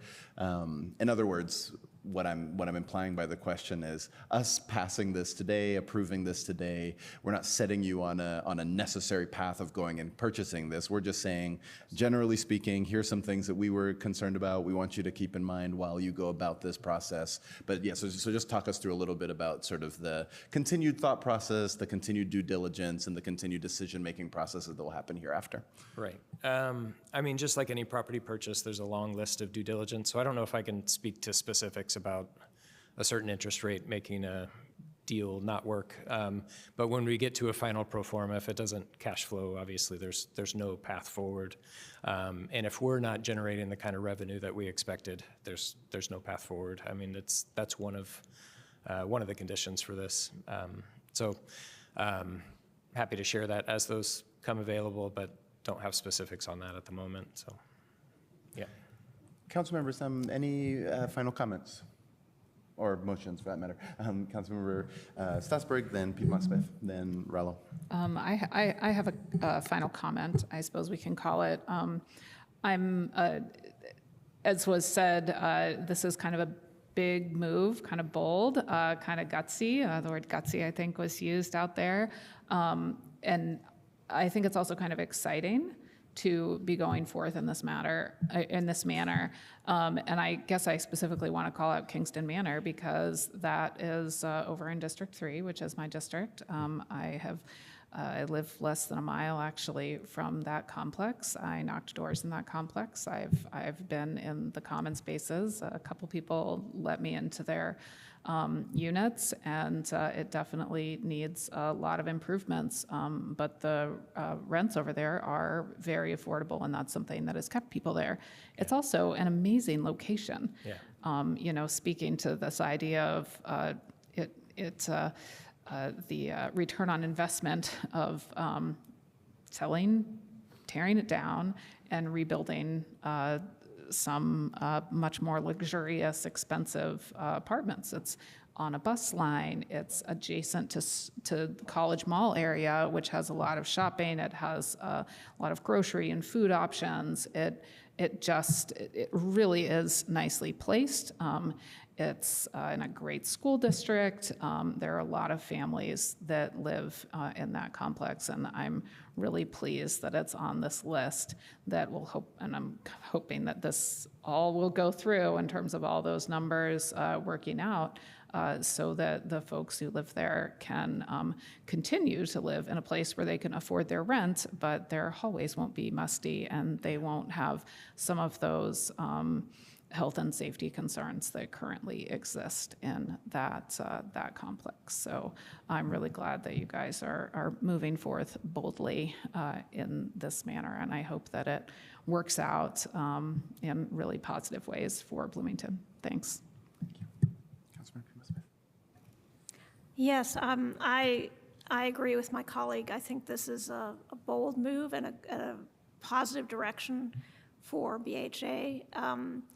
I understand these are not at the affordability level of the current BHA properties, but they are an essential part of our housing ecosystem, and they are at levels that are much lower than the new student housing complexes that we see popping up. So I think it is very important to preserve these and to improve the management of them through this rehabilitation that you're planning to invest in.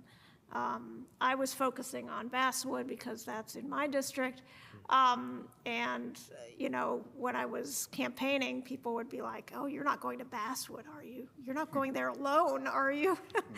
I felt perfectly safe there, but it is run down. It does need investment. And it does provide very very badly needed housing for people who don't have a lot of money. So I think this, Mr. Cassidy had an important point about the 831,000 estimated property tax revenues from these properties that government would be losing. But I think, you know, our portion of that, the city's portion of that, I would consider a good investment in keeping this housing. So thank you. Councilman Rallo. I think it's been covered pretty well. I have nothing more to add, thank you. Thank you. Okay. Councilmember Ruff, anything? I'll just add that, you know, I think, I'm sorry, Councilmember, the whole room got excited that you raised your hand, so Councilmember Flaherty. Any order is fine with me. Yeah, I just wanted to briefly follow up. I support this and appreciate the creative thinking and the efforts to do something different. I think there's some advantages to it. I think it is a little strange, our approval. We're not really the primary fiscal oversight body for BHA. I see our role here essentially as approving at a relatively high level conceptually, which is I think what we're hopefully doing here today. And it was good to confirm and clarify the multiple steps to follow from the board, which does have a more direct fiscal oversight role of the BHA. First, in just authorizing the bonds for this purpose, and then second, in approving large-scale purchases to follow, which is probably the stage at which we would have some of the additional due diligence steps for their review that Mr. Kia was asking about. So appreciated those questions and also appreciated the discussion it afforded afterwards. Thanks.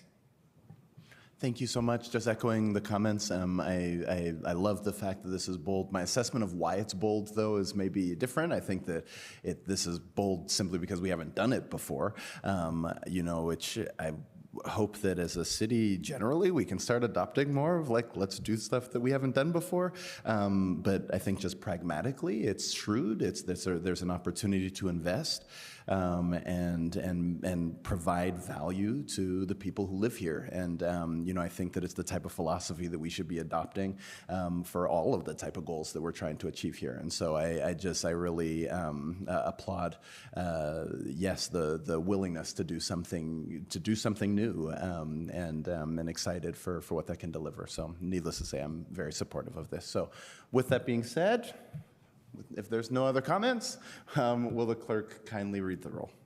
Call the roll, sorry. All the things. Councilmember Ruff? Yes. Rosenbarger? Yes. Flaherty? Yeah. Stossberg? Yes. Piedmont Smith? Yes. Asari? Yes. Daley? Yes. Rallo? Yes. Thank you. All right, thank you very much.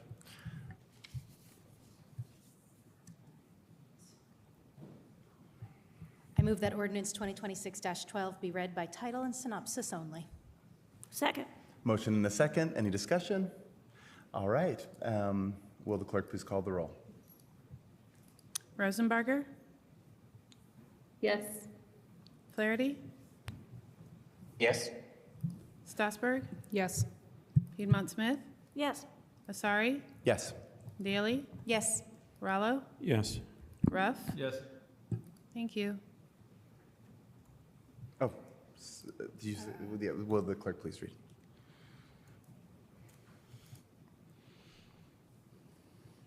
Ordinance 2026-12 to amend Title 15 of the Bloomington Municipal Code entitled Vehicles and Traffic to seasonally provide a carless Kirkwood. Council sponsors Daley and Rosenbarger. The synopsis is as follows. This ordinance seeks to codify streets and alleys in Bloomington that disallow vehicular traffic.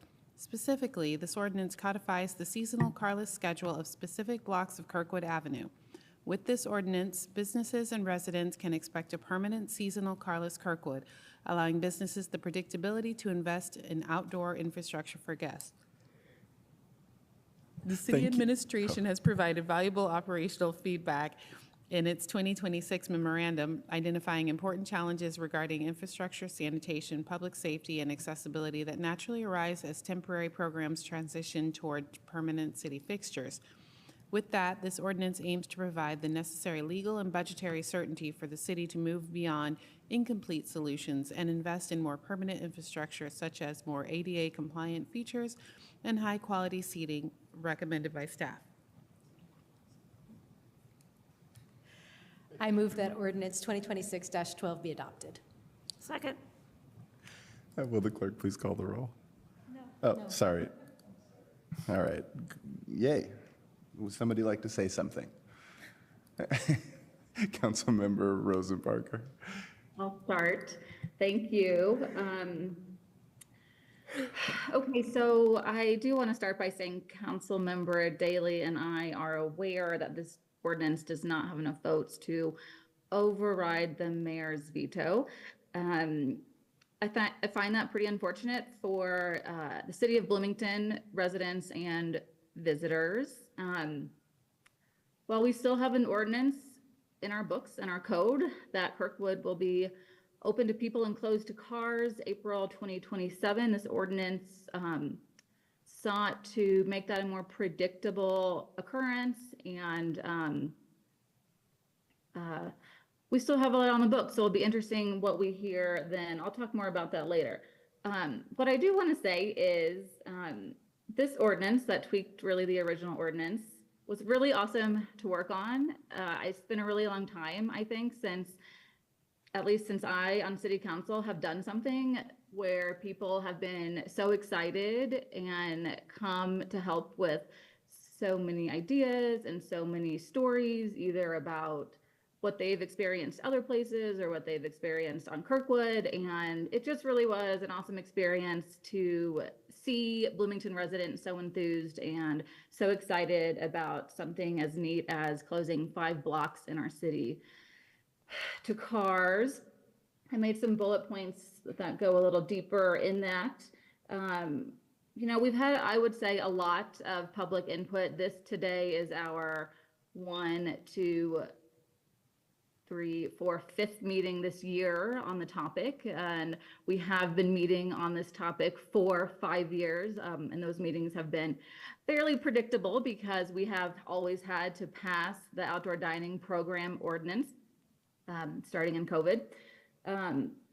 So some fun people we heard from: parents with a child with autism who only spends time on Kirkwood when there aren't cars, people who bike to work to IU who choose Kirkwood instead of the 7 line when it doesn't have cars on it, people who use mobility devices who feel safer and take more time shopping on streets without cars.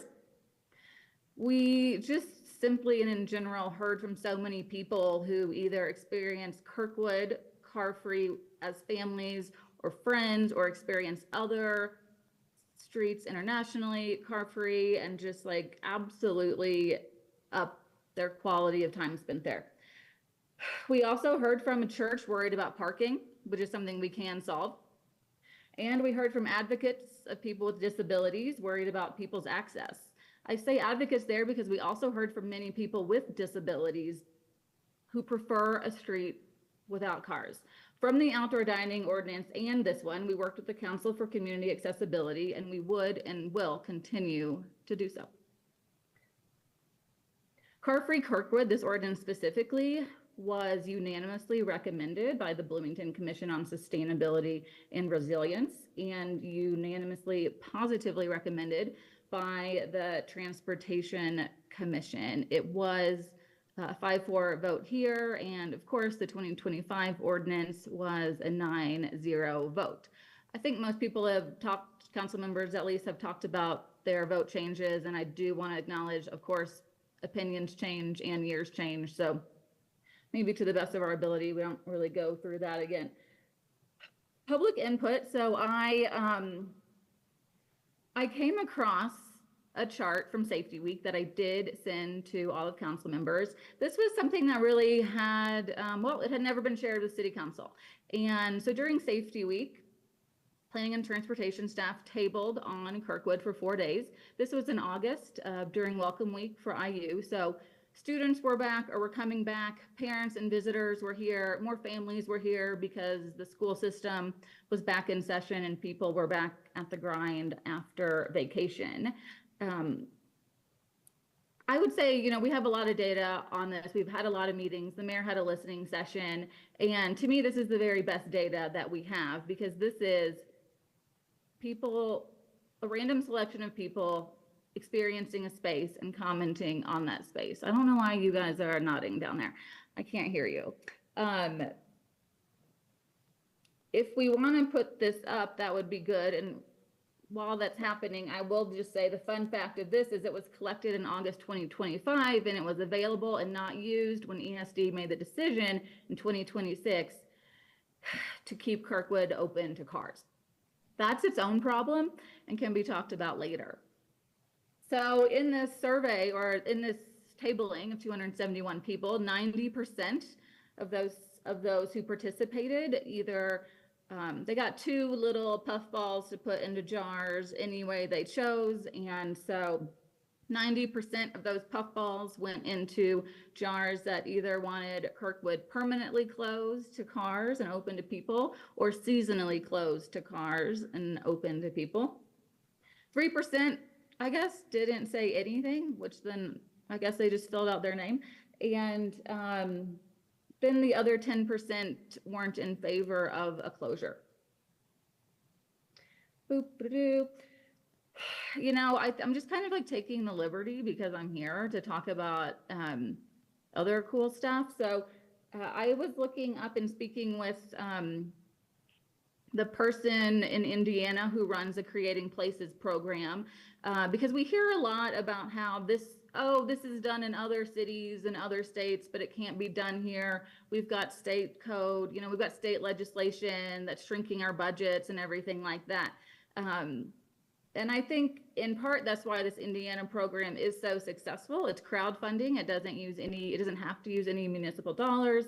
It's $100,000, and cities across Indiana, some with Republican mayors and Republican city councils, are doing awesome things to activate spaces for people. So I looked up great things like Spark in Indianapolis now closes Monument Circle seasonally. It has, this past year, 61,000 people who went there. And of course, if you know Indianapolis, Monument Circle is a big space where cars really come from all different directions. So it's a pretty high task, I think, to get that coordinated.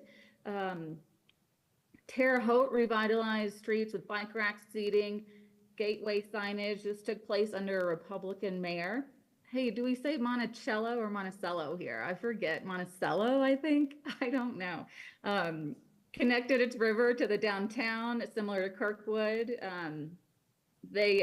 They were crowdfunding $50,000, and the public donated $101,000, which is amazing. And I think it's just pointing to the fact that people will show up and people want this and people will spend their own money on it.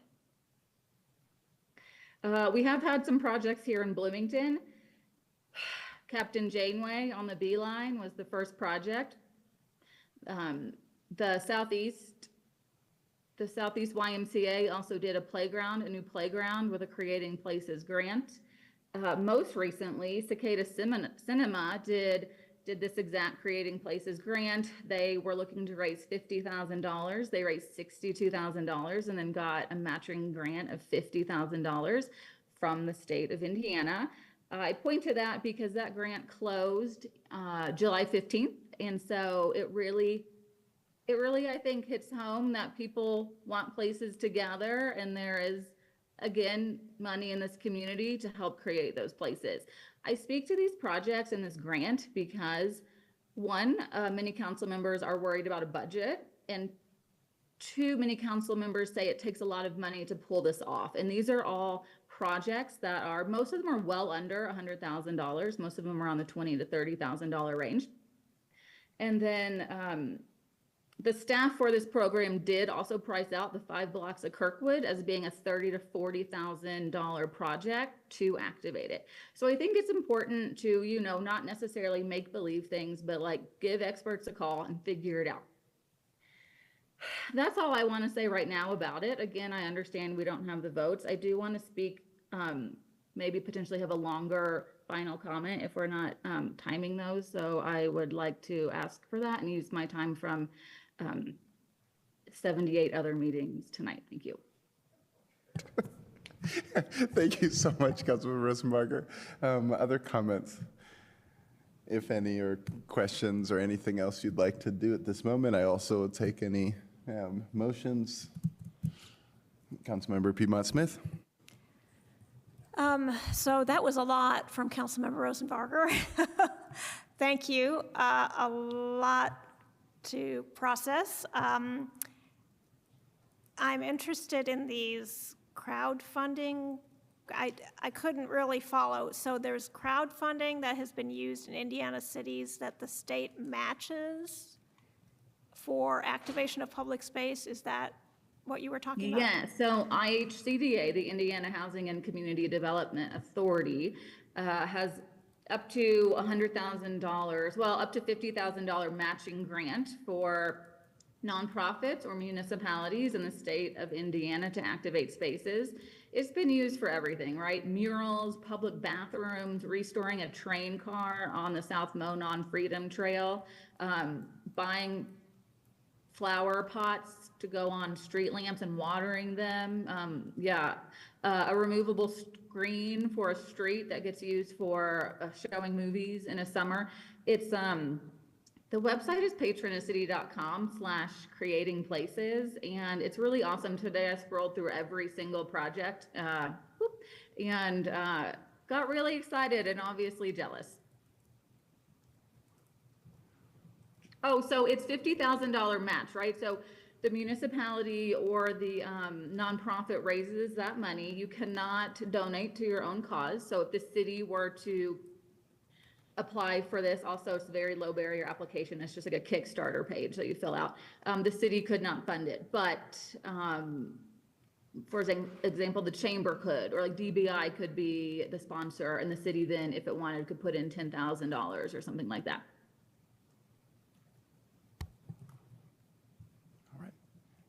Anything else? Okay, I'll go to public comment. If anyone would like to comment on our reconsideration of Ordinance 2026-12. Take it away.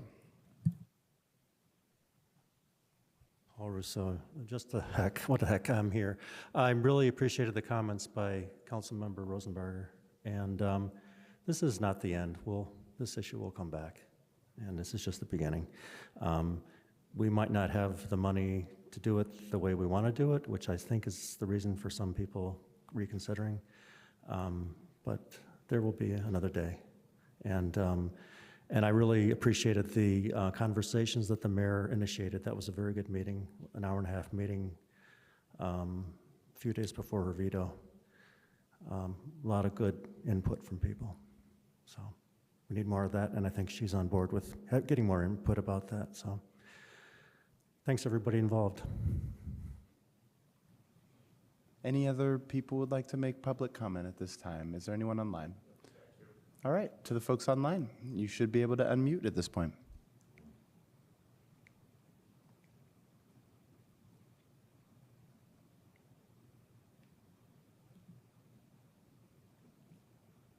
Are they unmuted?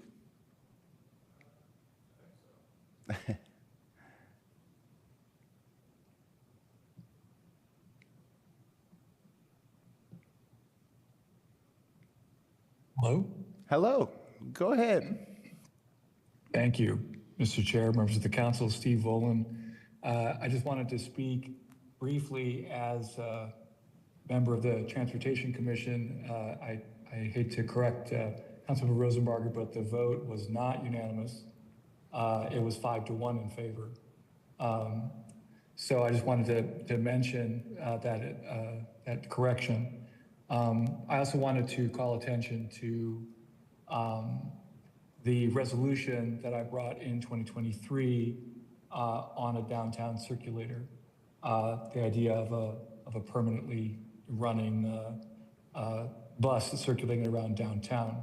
I mention it now because I did the math on it, and if we had corrected parking meter rates the way they should be corrected, at least $1 million a year would have been generated at for the purpose of that circulator.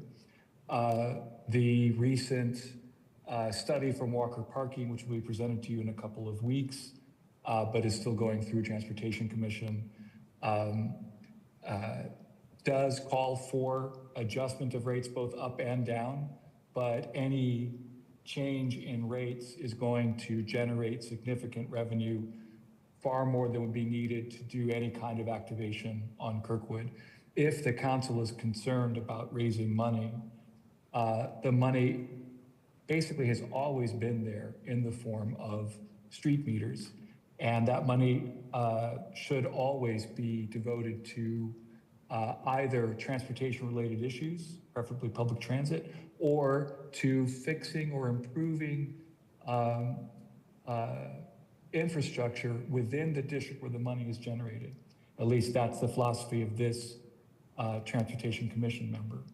So if money is an object, I would urge council to rethink their concern.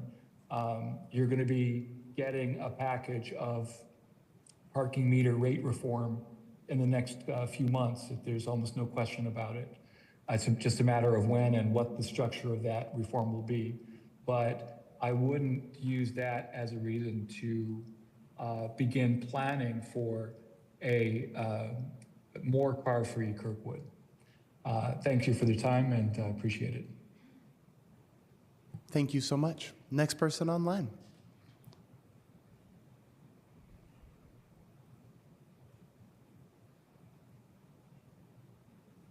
Are they still there?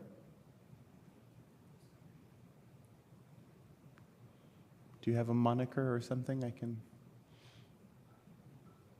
It's the person with the screen name Buff Brown. Oh.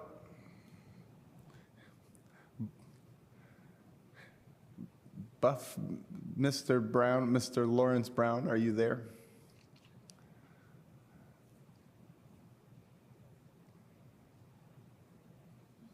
Hello, can you hear me? Yes, we can. Yay! Sorry, that took me a while here. All right, my name is Buff Brown. I have been a longtime advocate for bike, ped, and transit options for decades in Bloomington, founder of a former group called BTOP, Bloomington Transportation Options for People, that operated for 10 years with relatively good success from 2004 to 2014. I have also been a professional transportation planner for 25 years, now retired. I now live in Portland, Oregon for family reasons. I have now lived and advocated in 5 cities and know how councils and mayor relationships work and how they fail as well. I have been following this issue for years and have enjoyed the seasonal closure of Kirkwood and many visits back to Bloomington. I have a few points to make. Number 1, this will work, and the earlier you start, the better. So vote yes. Use the 2027 planning process that you have planned to plan for its growth, not its rebirth. For a council to make this happen, this is exactly how to do it. This is the horse and not the cart. All data shows that this is what your community wanted. A public survey at the Safety Week last year, a stakeholder business survey shows the majority of respondents want it as well. The 11-0 vote of the Sustainability Commission, the 5-1 vote by the Transportation Commission, and most of all, a 5-4 vote by the council. Everything shows the community wants this, just not the mayor and some vocal stakeholders. I worry about the following. 1, the vote is significantly about the power and authority of the legislative branch and the executive branch. And I think voting no abrogates power from the council. 2, I hope that the council members who I have worked with for years, whom I call the old guard, Ruff, Rollo, and Piedmont Smith, I feel are becoming the establishment Democrats, those who tend to hold up the status quo rather than take risks. So my conclusion, I am asking you all to believe that your younger council people are here to make a difference, to create new things and make them work at a risk, admittedly, for their lives and their children's better lives. Thank you. Thank you. Is there anybody else? Okay. Other person who is online, we welcome your comments. You should be able to speak now.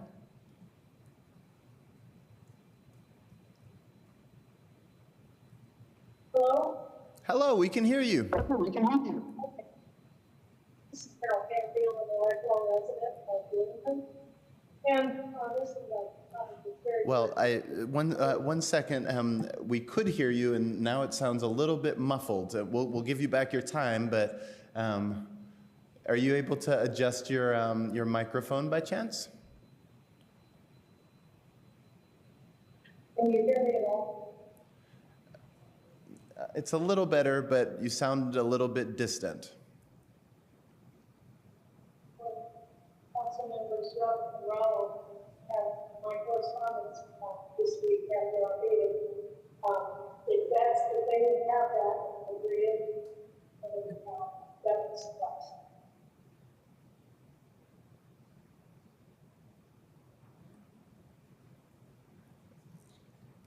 Thank you. And if it's possible to write out what you said, that would also help, because we saw a transcription, couldn't exactly hear it, but it would be helpful just for confirmation if you could type that into the chat, if that's possible, and we'll very happily read that out loud. Thank you. Okay, anybody else in chambers? All right. Pending the last comment here, then we'll come back to council comment. Have they written it? They haven't? Okay, well, if they do, you can, we'll stop and we'll read it. Okay, fantastic. Back to council members. Councilmember Daley. Thank you very much. Yep, as co-sponsor of this ordinance, I just wanted to quickly jump in and make my comment. It has been a wild process working on this with Councilmember Rosenbarger. You know, after the vote 6 weeks ago, you know, she and I have had multiple conversations and some really great meetings deciding how we were going to move forward, especially once the mayor did veto it. And we did come to an agreement early on that we were not going to work to overturn the veto. We were going to press pause, and we were going to continue working on it throughout the fall and the winter, and you know, get that greater input and have more conversations and continue to keep developing it. And so we had decided that was going to be the plan. But then over the past 6 weeks, we have had a lot of outreach from a lot of invested community members, business owners. We've had just so much positive reinforcement from members of the community who wanted us to continue moving with this. You know, it is on the agenda for tonight. This is just part of our standard procedural. I didn't realize that it was actually coming up on the agenda for tonight, so I was surprised when I saw it. But, you know, all that being said, you know, one more point. We did talk about like the budgeting and the money. There was money in, I don't think Councilmember Rosenbarger said this, is that there was money in the budget for this year to put toward Kirkwood. And so we still have that money budgeted. So there is still money set aside that we can be putting toward the adjustments and the changes that we want to see to help make this more of how we envision a pedestrianized Kirkwood. So we do have some of that money now that we can be thinking about. So I just wanted to put that out there as well. But, you know, I don't expect that this is necessarily going to go anywhere tonight, but we are going to continue to keep working on this. And because it, of course, is an ordinance that I co-sponsored, I will be voting in favor of this tonight because I worked hard on this. And I think a lot of people really do want to see this come forward too. So thank you. Thank you. Councilmember Flaherty. Thank you. I appreciate that we're having the conversation and that we're taking a vote on the veto. I know the sponsors have suggested that based on their conversations with council members, they don't expect the veto to be overridden. tonight. I think that's a disappointing outcome, in my opinion, if that's the case. But Councilmember Rosenberger also noted that we've had council members change their minds about this. Perhaps they will change their minds again. Who knows? I do want to cover some things. First, just as I'll always keep saying with this about messaging, this is not a street closure. It is a street conversion. It is a temporary closure to motor vehicles and a corresponding opening to pedestrians, bicyclists, wheelchair users, pets, scooter users, skateboarders, shoppers, diners, sporting event celebrators, etc. It is a public space conversion in probably the ideal place in Bloomington to do that.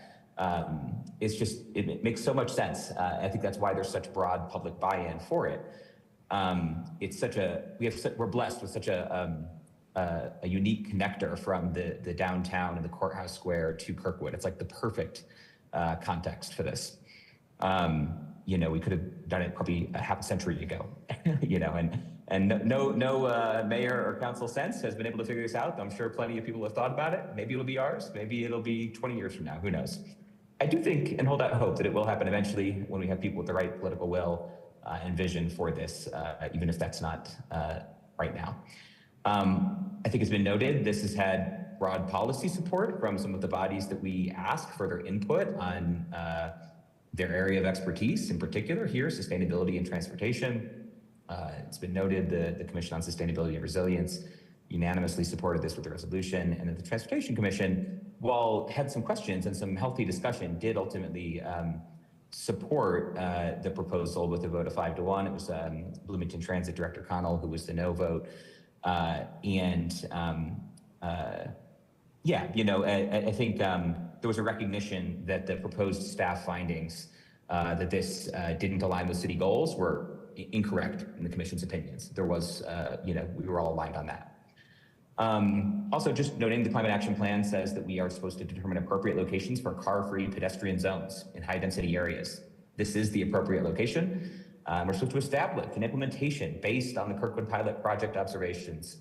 And again, I think that's what this sets the policy direction to do. Yes, there's work that would come would come following this, but it takes the commitment for us to then do that, because otherwise every conversation about it is plagued by uncertainty. Will we, won't we? Is it going to happen next year, et cetera? Without policy certainty, we can't take the next steps around budgeting, around design, around making sure it is accessible and safe and equitable. And even the little, single issues that are unique to individual stakeholders, like First Christian Church that emailed us earlier this week, concerned most significantly about their 6 angled parking spaces in the alley between Washington and Lincoln, north of Kirkwood. That's a valid concern. They have limited parking, I get it. I've walked that space. It seems to me like 90-degree pull-in parking would be possible in that alley, even if tight.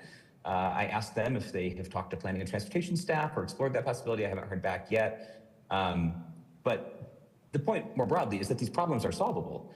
Are there accessibility challenges potentially? Yes. Can we solve them? Also, yes. Are there accessibility challenges with car streets and safety challenges? Yes. And those are hard to solve. I am concerned more broadly about some comments I've heard, relatively limited, but over time, about that essentially conflate direct motor vehicle access with accessibility for people with disabilities. Those are not the same thing. And to the extent that we're working against pedestrian safety in the name of accessibility, but really you're just talking about car access, I think we're really missing the picture. I think this does happen. I mean, but more broadly, people with disabilities actually have the most to gain in a situation like this. About a third of people don't drive. That's about a 10% of adults who don't drive, but among the disability community, that is dramatically higher. I've seen numbers cited around 60% of that population. And car-heavy cities and places are more dangerous to disabled people. They are, based on extensive research and also expertise from accessibility advocates. So there's been studies that show vehicle pedestrian deaths among wheelchair users is 36% higher than the overall population. Our own data show in our Safe Streets for All action plan that Kirkwood Avenue from Walnut Street to India Avenue is part of the high entry network for vulnerable road users. It is a dangerous place to be a pedestrian or a wheelchair user or a bicyclist. That's the data. Those are the facts. The National League of Cities also notes that pedestrian zones in cities result in a more accessible, efficient, and cleaner city for all residents. That's their view. Also, there's a fair amount from disability advocates about this. Anna Zivert is a disability advocate and author of the book When Driving is Not an Option. She is a low vision person and a non-driver, and also a leader in mobility equity. She's worked with the National Safety Council's Mobility Safety Advisory Group and has lamented that accessibility sometimes becomes a political football in the discussion of pedestrian zones, and how unfortunate that is. But the car-free zones, when designed properly with accessibility in mind, provide far greater autonomy for disabled non-drivers than traditional vehicle-only spaces do. So again, I think if we really prioritize accessibility and collaboration here, we can get that right. I have high confidence in that. I think former Councilmember Volin, Transportation Commission Chair Volin, made some great points about parking meter revenues in addition to budgeted funding that we have for this that Councilmember Daley noted. The last point I did want to reiterate is the broad public support for this. I think there's also some like sample bias selection, kind of like self-selection bias pieces. I would imagine that the folks the mayor hears from are people who are opposed because they know that she is opposed. So they know that she is the receptive audience for their opposition. That's probably, I wasn't able to attend the listening session. I was out of town, but my guess is that it was, mostly that kind of perspective there. She'd already made the decision earlier in the year, unilaterally, not to go through with the conversion this year, even though it was, passed by ordinance last year by this council. So she'd already made the decision. In my mind, the veto was a given, but appreciate that she did have a listening session prior to doing it. But again, she'd already made the decision earlier in the year. The best data we have is the best data we now have, the best data that the mayor's administration had but didn't share with us previously was from pop-up events on Kirkwood, asking people how they interact. This is, by the way, a good analog was Cascades, which we never did convert to a non-car park space. But similarly, we asked people when they interacted with it, and asked hundreds of people during that trial what they preferred. And actually, the strong majority was in favor of converting that space. Obviously, we never did it. Similarly here, we asked people interacting with Kirkwood, not to show up to a meeting like this, but we're just, what do you think? And that 90% of the people wanted some type of conversion of Kirkwood to a non-car space in favor of being a public space for people. That's pretty wild. Those are very impressive numbers. Only 7% favored no closure to cars at all. So that's quite striking. Again, I think it's the best data we have on this. Also among council members, probably 90% of the emails we've received have been in support and in favor of this. It's hard to get perfect data, but if we really wanted to, we probably could through hiring like a survey firm or something. Lastly, I know there's been some discussion about we can continue the conversation from here. Sure, we've kind of been down this path. Previously, I brought a UDO resolution a couple of years ago. The mayor made some calls, got folks to vote no on introduction. That was disappointing. Notionally, we were supposed to have a lot of collaboration that followed from that. Planning and transportation staff did conduct some sessions. We had a deliberation session of the council. It actually wasn't all that collaborative. Ultimately, there wasn't really any action. So I brought back that resolution, the same resolution, and we passed it. So the track record there isn't very good. Again, I think the mayor's made it very clear that she is opposed to this. So I'm not putting a lot of faith in, collaboration to follow. I think it's up to the city council to lead here. The one other recent experience there was with the snow removal on sidewalks, which, by the way, is a significant accessibility issue and a pedestrian safety issue. I led a deliberation session on that, invited all of the relevant department heads from city staff, and the mayor told them not to come because they had been spending too much time on the Hopewell PUD process. So Tim Street showed up anyway, bless him, and thank you.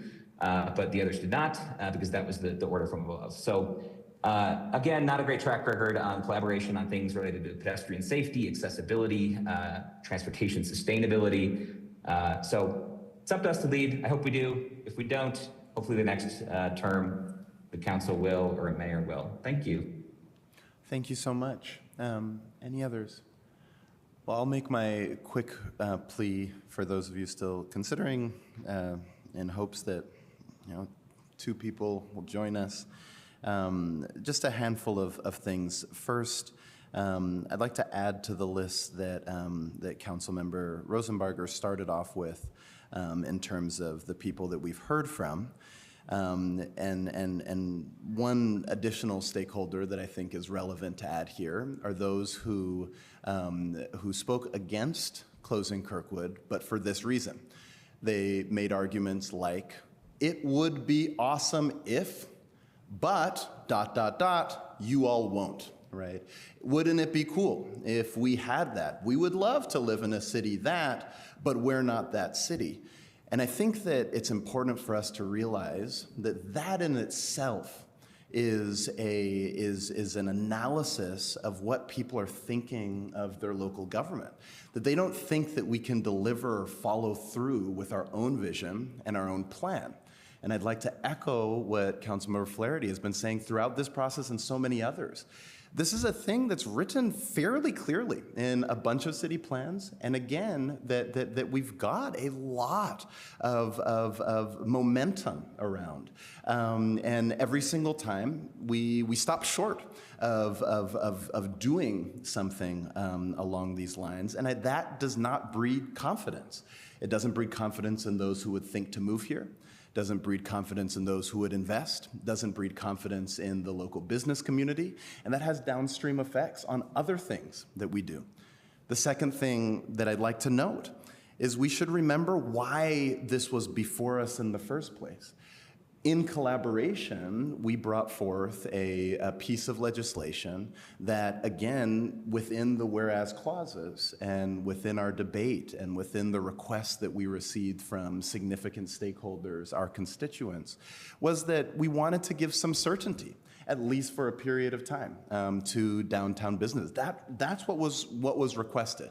And then going into season 2 of what was supposed to be the full-throated, properly backed version of this, where people supposedly had already invested 2 days before we were to continue with that, we're told that actually we're not going to do it this year. This echoes a lot of other things where I think it's important for us to assert the fact that we too are elected officials who represent the city of Bloomington. We too receive feedback. We too have a responsibility to those who, to our constituents. And I think that it's not fair that we would pass an ordinance that could immediately be just turned in another direction, and often not with appropriate data points as well. I think that we also need to note that there's this ongoing theme where we're talking about things like economic development, and one of the areas that is throughout most arguments for economic development in the city is that we must attract a different demographic, or at least cultivate a particular demographic to be in our city. And that includes making sure that we have more workforce, that we have more young people. And realistically, I have advocated for this. I'm not saying that this is not a zero-sum question. You don't do that at the expense of people who are retirees. I think that we have to make the city great for everybody who lives here.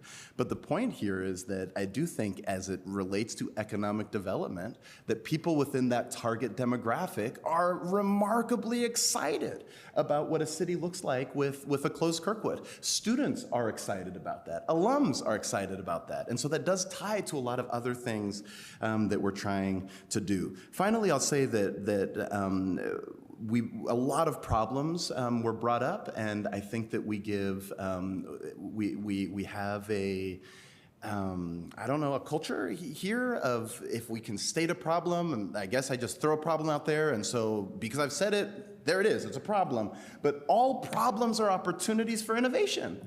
Every single thing that was brought up, whether it's, well, what are we going to do about, that's the conversation that we should be having. And we don't have that conversation until somebody brings forth some type of a piece of legislation. We also brought up, and I think this is a really valid argument, which it's like, look, at the end of the day, why are we investing in Kirkwood instead of? I think that's a very strong argument. It's one that, you know, it resonates a lot with me. But the reality is that we're now no closer to doing that investment either. And so I'm concerned with the fact that we're just going to cycle around having deliberation about what we might do. We're paying some consultants to come and tell us what we already know about the street. And that path dependency matters an awful lot. And so to me, what was really exciting about putting forth this resolution, this ordinance, is that it addresses those issues of council's place in governance, yes, but it also gives a clear mark. Now we can amend, we can go back to it and say, look, actually, as we started to do this design, we realized some things that we hadn't thought about, but it gives us a direction to go towards instead of just going round and round the mountain and not coming to any type of real solution. So that's why I would urge you, I'd beg you, colleagues, please join us, because again, if this isn't working, we have a whole year to design this right, to fund this right, to put all of the efforts into making this work, and if not, then we can take it back, but not doing anything, I don't think gets us any closer to the Bloomington that we're trying to become. So with that, I'll pass to anybody else. Councilmember Strasburg. Thank you. I want to start by saying I appreciate the research Councilmember Rosenberger did on the grants and those options and the input from Mr. Volan regarding using parking meter fees as a way to fund this. And I just appreciate those thoughts. And while the ultimate cost of activation and redesign is a piece of my initial vote, at this point, I have kind of a slightly different primary motivation driving it. I agree with nearly everything that Councilmember Flaherty and Asari just said about the challenges with the mayor and the general importance of the power of the legislative body. And that's like the most, that's the thing that tempts me most right now to change my vote, honestly, is it's not about the issue. It's about saying, like, the majority of us, like, thought this thing, like, figure it out, right? But what is still going to end up being a no vote for me this evening is really feeling like the success of this closure depends on this collaboration between council and the administration and city departments. And without that buy-in from the administration and city departments, it won't be successful. And it's really clear that we don't have that buy-in right now. And I appreciate that sentiment that, like, we have to force that to make it happen. I'm not sure that that's the approach I'm just not on board with that approach at this point. And maybe it's because I'm still relatively new here and I'm still, I'm going to give this chance, or maybe it's because I have just a more, like, ingrained sense of I would rather have this collaborative consensus sort of thing as opposed to this adversarial debate.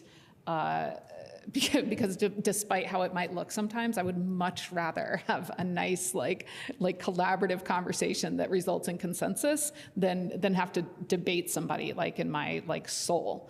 Okay, but I think that we can still give it time. I don't think that this is an issue that is going to die. I said to somebody who emailed me over the last couple of days, like, if this ordinance looked slightly different, then maybe I would support it. If it wasn't 5 blocks, if it was only 1 block, if we, start with, like, a smaller bite of the apple to figure out how to make this truly successful in 1 block and then move it on to more block. And those, I think, are maybe some of the conversations that Councilmember Asari was just referring to in this idea. And I do think that those can still happen, that those still need to happen, even without this ordinance forcing that 2027 hand, because ultimately we do still have what otherwise was on the books last year in terms of saying, hey, barring some real, whatever thing, these should be closed. And that is something to bring up again. So I am gonna continue the same vote that I did last time, and if anybody is interested, I spoke extensively in the June meeting about that, and I also, like, have some of those same concerns still moving forward in terms of what it would mean to make this a vibrant, successful pedestrian space. and like the real like redesign and activation kind of potential. And if anybody's interested in hearing those, I wrote out those comments, and I would be happy to send them to you and just let me know. I do want to thank everybody who's emailed and had conversations with me about this over the last several weeks. I read them all, I swear, and I consider them. I did go to that meeting that the mayor had, and there was a diverse set of folks there advocating for different things, and the vision is really beautiful.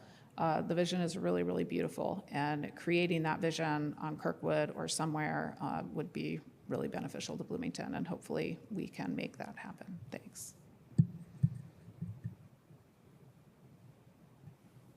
Councilmember Rallo. Yeah, very good comments, and I want to say that I really appreciate the sponsors for bringing the ordinance forward because we need to have this discussion and debate. So this has been very helpful. And I supported it last time because I wanted this to be taken seriously. It has merit. I am aware of many streets that have been closed that have failed. Some have succeeded. But I don't see it succeeding, especially in such an iconic, important public space as Kirkwood, without community buy-in. Got to have people, all sorts of people, come and have their say and envision what could be. So, was it optimal last summer when it was closed? I don't think so. I visited it several times. I found it rather trashed. It wasn't an optimal place to be. I mean, we can close the street, sure, but we can't administrate the operation of the space. So we need a collaborative approach, as Councilmember Strasburg says. So I would like to, and to tag as a corollary, I think that requires collaboration. I don't see an adversarial act of overriding a veto as helpful in moving this forward. I didn't like the adversarial relationship in Hopewell. We finally hammered out I think, a better product in the end. So it takes two, obviously. I do recognize that the mayor issued a letter stating that she wanted the council administration to engage in a process, she said, to envision what would be the best outcome for Kirkwood with community input. I take her at her word that that's what she intends to do. We have the means to do it in deliberation sessions here, and we can have multiple deliberation sessions to that end. I would say I've detected we have divided opinions in the community. I don't think anybody can say, yes, this is a no-brainer. The majority support this. I don't see it. In fact, I see a lot of merchants very nervous about what the outcome might be, and yes, maybe being conservative, small c conservative, and just wanting to maintain what they can predict. So, and I don't presume to know how to run those businesses, so I take it very seriously. So since we have divided opinions, I think it's incumbent on us to have those deliberation sessions, bring in all sorts of different considerations about the businesses, the churches, the library, accessibility concerns, public safety, cleanliness, the design of the street, how we can optimize it, and of course there's going to be trade-offs, there's going to be opportunity costs and trade-offs to consider, and the expense involved, which is part of it too. Regarding the poll, yes, I think that there is, as I said, this really deserves merit. I mean, it could be an amazing space closed off, and it deserves to be done appropriately and right. And I don't want to just barrel through and say, we're going to close it, and you figure it out. I think we need to meet. I think that we, with the administration, during Safety Week, 271 respondents, yes, they responded at pop-up events during Welcome Week. So that's probably a pretty selective and biased poll. Yeah, I take it as information, but I can't say that's the community, opinion. So we really need to drill down on that. So I'm not going to attempt to override the vote. I'm going to actually reverse my vote this evening, but I'm going to go into this process expecting that we're going to have a better Kirkwood than we have now going forward, and I'm open to all sorts of different input on how we can maximize pedestrian use of that space. Thank you, Councilmember Ruff. Councilmember Ruff, please. Yeah, speaking as one of the old farts, no, old guards. That's what he said. Along with Councilmember Piedmont Smith, who probably also rode her bike down here today, and one of the old guard who, for the however many thousandths of times, I rode my bike down to City Hall again tonight, and I'll ride home again tonight, maybe on Kirkwood. I feel like I agree with a lot of what, I agree with some of what almost everyone said tonight, on both sides of this. But I particularly agree with a lot of what Councilman Rallo said.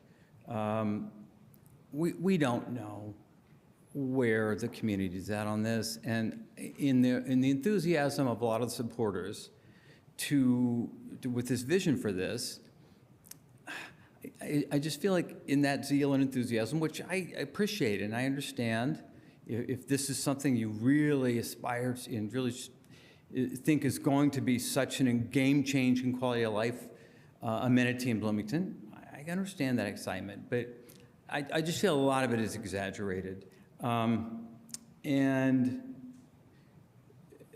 like when we first all voted for the seasonal closure, like last year when we first did, it was a 9-0 vote or whoever, it was unanimous, who all was here.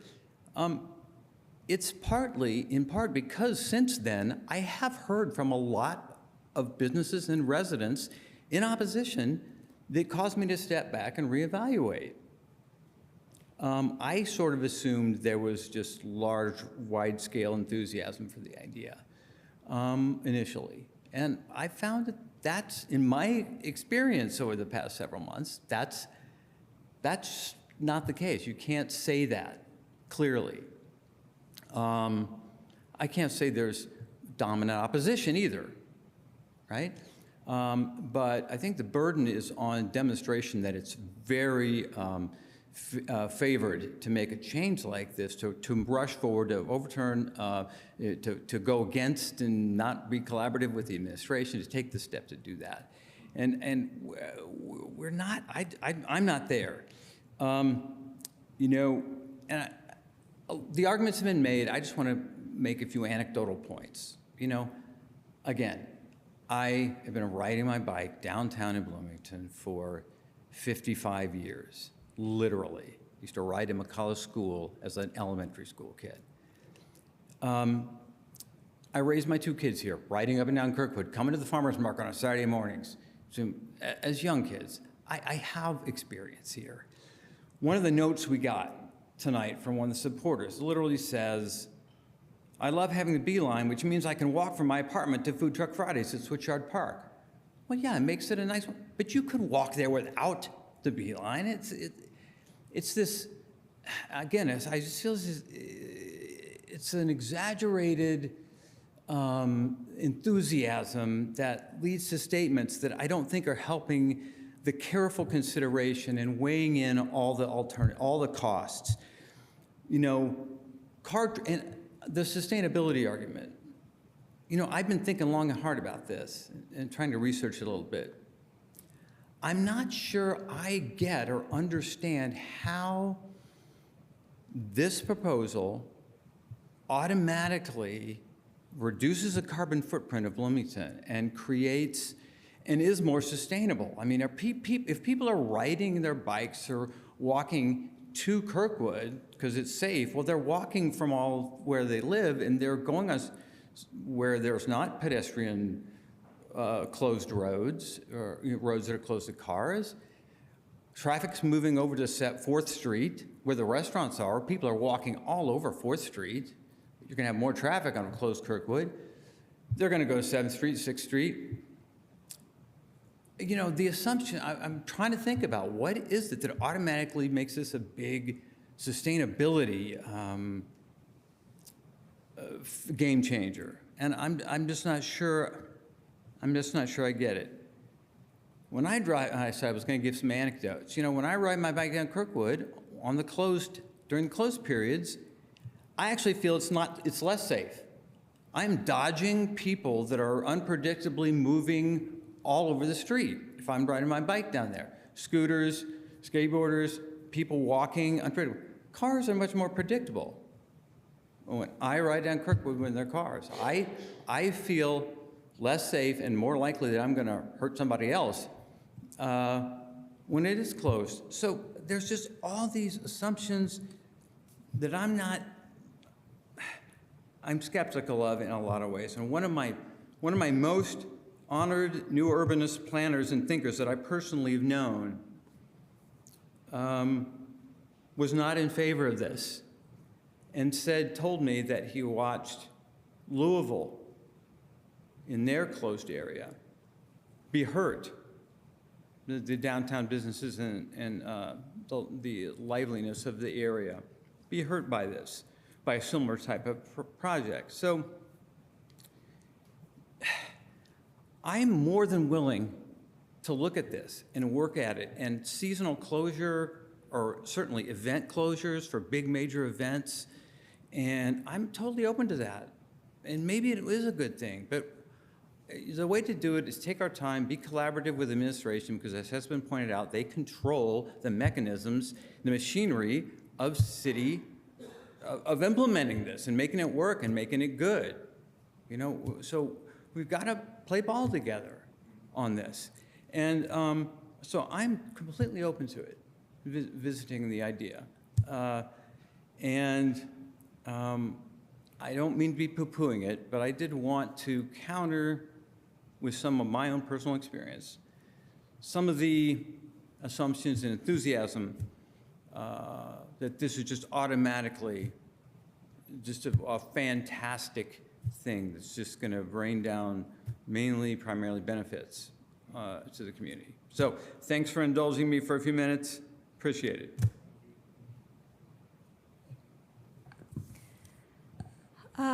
Well, a lot of good points have been brought up by members of the public and by my colleagues. I spent the last 3 weeks in Germany, where my parents are from, and where I spent a lot of time as a child, and the pedestrian zones there are fabulous.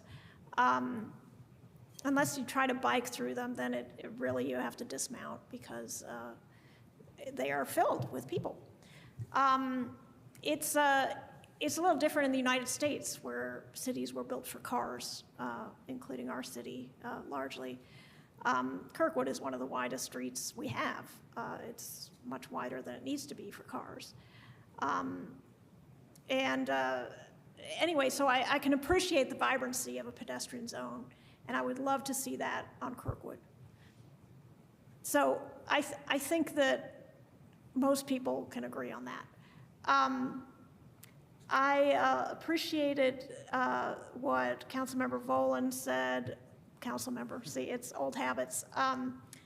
Parking Commissioner Volan about using increased parking meter fees to implement the activation of a pedestrian zone on Kirkwood. That is one of the several reasons why I think we should take our time with this. If we can put through parking meter rate increases and tie the increased revenues to Kirkwood activation, I think that would be a great way to move forward on this. I'm sorry, my thoughts are a little jumbled because there's so many things to think about here. We are facing reduced revenues as are all local governments in the state of Indiana, thanks to the actions of the Indiana General Assembly, the increased property tax deductions, and the mess of what has become our local income tax structure. We're going to have to cut something. We have grandiose visions. We want to do this and that and revitalize South Walnut, is what I said a month ago. There are a lot of good ways to spend limited taxpayer dollars. Something's got to give. We can't keep adding more programs. We're going to struggle to keep up with funding the programs and projects we already have. So this is a reality. I try to be bold. I praised BHA, we did tonight, for being bold and heading in a new direction. But I also need to be a steward of taxpayer dollars and recognize our limits in that respect. And that is that is a reason why I voted no on this and why I will not be changing my vote. I think that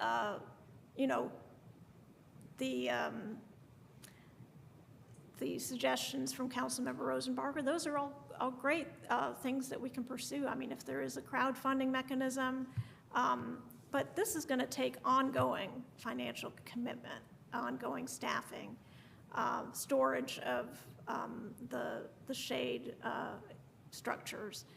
It's not, of course, the first time we invest in permanent structures, that'll be the biggest investment, but there will be ongoing costs. So even a crowdfunding thing is not going to really carry us forward. As far as what the public wants, I agree with Councilmember Ruff and Councilmember Rallo, is we don't really know. I mean, we got probably biased input at the listening session that the mayor held because it was, 48-hour advance notice on a Tuesday evening in the summer. And I think a lot of her friends were there. But I also think we got the input on the planning and transportation safety survey. That's biased too, because you're asking people who are enjoying a car-free Kirkwood whether they would like a car-free Kirkwood. Well, they're going to say yes. They're out there enjoying it right now. You're not asking the people who maybe didn't come because they couldn't drive or whatever other reasons. So I'm sorry I'm a little disjointed here, but the last thing I want to say is that I agree that a collaborative approach with the administration and with the community, with the Council on Community Accessibility, with perhaps a consultant who has worked with other cities that have thriving pedestrian zones, I think that's the way to go. And I do share the hesitation that some in the community and maybe also on this body have as far as collaboration with this mayoral administration, because that administration has fallen short on collaborating on other things. I mean, they ask us to approve Hopewell, with a rubber stamp, which was not particularly collaborative. But I still think, and I talked with the mayor briefly yesterday on the phone, I think that collaboration is possible and should be the route that we pursue. So that's it for me. Thank you. All right, Councilmember Rosenbarger, you're going to redeem your time. So go for it. Hey, everybody, grab a glass of wine or tea and settle in. Okay, it was a little long, and then you get all those comments, 2 comments. All right. So Councilmember Asari and Flaherty went first, and wow, my comments were incredible. I want to say thank you, Council Members Asari and Flaherty. I want to live in a city where you two lead, because I teared up, I got excited, it made sense. You say, let's do it, let's try it, let's do our goals, let's do our plans. Like, seriously, I just appreciate your comments so much. And I think so many made sense that a lot of council members talked about this as some kind of potentially like dead end or rushed start, when we have talked about this a lot as being the start. That I have a lot of notes about the mayor's failure to collaborate with us, and I will bring those up in a minute, but like, it is true that we have not seen this mayor collaborate with us. And this was brought because the 2025 ordinance was unilaterally decided by the mayor to not open Kirkwood, right? That was a little messed up the way I said it. The point of this was just to encourage and pressure the mayor to work with this city council. I have a lot of confidence in my colleagues that the 9 of us can and do work really well together. And I think in a way, some of us had a rough start, but I like truly value all of you and your opinions and your perspective and your experiences and your skills and your talents. And I would love to also say that about a mayor who works with their city council, but like so far this term, 2.5 years in, like I can't say that. And it does make me sad. That's not really a professional feeling, but it does make me sad, because hearing from council members Asari and Flaherty, I really was, you know, again, excited that heck yeah, we can do this. Like, it's true. And I think one council member mentioned, we put the start date as April 2027, and that maybe if things were a little different, they would vote for it. We can amend this forever. It's our code to amend. We can shorten the months, we can shorten the streets, we can decide it actually needs to wait until 2028 to start. We can do that. Without this ordinance, we cannot do that. I think it's true that the momentum is now, and I want to believe that we can keep the momentum. But a lot of times when we alienate the public, or, you know, like, don't listen, they stop showing up. I used to speak, right, as a public commenter, and after a while I felt insane. Like, how many times can I come and talk about the 4th Street parking garage, right? Like, that was nuts. That was nuts. I think there were 3 main fears about this. There was money, and I think we showed that this can be funded for free, and it can actually, you know, be activated space for free in Bloomington. And maybe that looks like something a council member said, maybe it's not all the blocks. Accessibility can also be tackled. That was a fear. We've got awesome folks in our community to talk to. We've got websites that are useful, as Councilmember Flaherty said. And the fear that I think is the toughest to get by is the fear that the mayor won't play along. And some people call it buy-in, I think, which is potentially nicer, or collaboration. But it's really hard that we have one person who is in charge, who, you know, well, is an equal body of government, that does not want this. If this wasn't vetoed, we would be doing it. So if we had a 6 vote, we would be doing this. And we've done it for years already. And, you know, some council members talked about last year not being successful. People down there apparently thought it was. People down there said they would like to see this. So if there's trash, that's also an easy problem. We have public works. There was a project, a Creating Places project, that just bought extra trash cans. Again, I looked at all of them. So I really do, you know, I think most of you are pretty set, but with the first 2 final comments, I just want to say I really was like, can we just do this? And can we trust each other that we will amend this ordinance because we need to? And that we've had and we've asked the mayor to collaborate with us on multiple occasions. Councilmember Flaherty talked about snow removal, where she disallowed staff from coming to that deliberation session. This ordinance was inspired by a lack of collaboration. Other council members mentioned that. I have a list, but I don't want to go through all of them. I think the main one is that the mayor brought a PUD, and we weren't engaged with that from the start, which is like, okay, like, you can do that. But the mayor and her staff threatened to sue us for 2 weeks because we wanted to impose reasonable conditions on the PUD. That isn't even a lack of collaboration. That is obstructing city council from doing its job. So I guess kudos to those who are still hoping that the mayor will collaborate. I think that we can still follow the same timeline. Councilmember Rallo, I think, talked about deliberation sessions this year. Let's do it, right? Like, if you all don't want to pass this, we don't have to. There is the ordinance that is in existence that says April 2027. Of course, like, we won't be a part of that decision, right? And okay, another council member talked about the Kirkwood puffballs. Okay. Also, everybody got 2 puffballs, so if they really used 2, it was 130 whatever people. Okay, so I want to correct that as well as the Transportation Commission.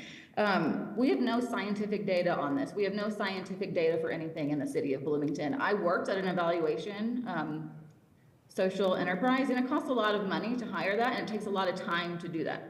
Here's a little bit about what the internet says about how often and how long we study things. Studies stall controversial decisions, they pacify those opposed, they defer accountability, they maintain the status quo, and they add costs to make projects financially unfeasible. I am understanding this is a council that also wants to study things, and if anyone here would like to stop studying things and start doing, I would like to partner with you and collaborate on some ordinances. Someone mentioned 4th Street in Louisville. I am, was born a Southern Belle. I'm from there. I've been there many times. The longest time I spent on 4th Street was a Congress for New Urbanism conference because they booked up the hotels on 4th Street as an example of something cool cities do. And I think many council members are new urbanists, especially the old guard. Someone talked about this being very adversarial. It doesn't have to be, and it's not us making it. It's the mayor. We're not up here saying anything crazy or harsh, right? We're up here being like, let's go. Like, I guess it takes 2 to tango, but I think like we could also just be talked to like regular people sometimes.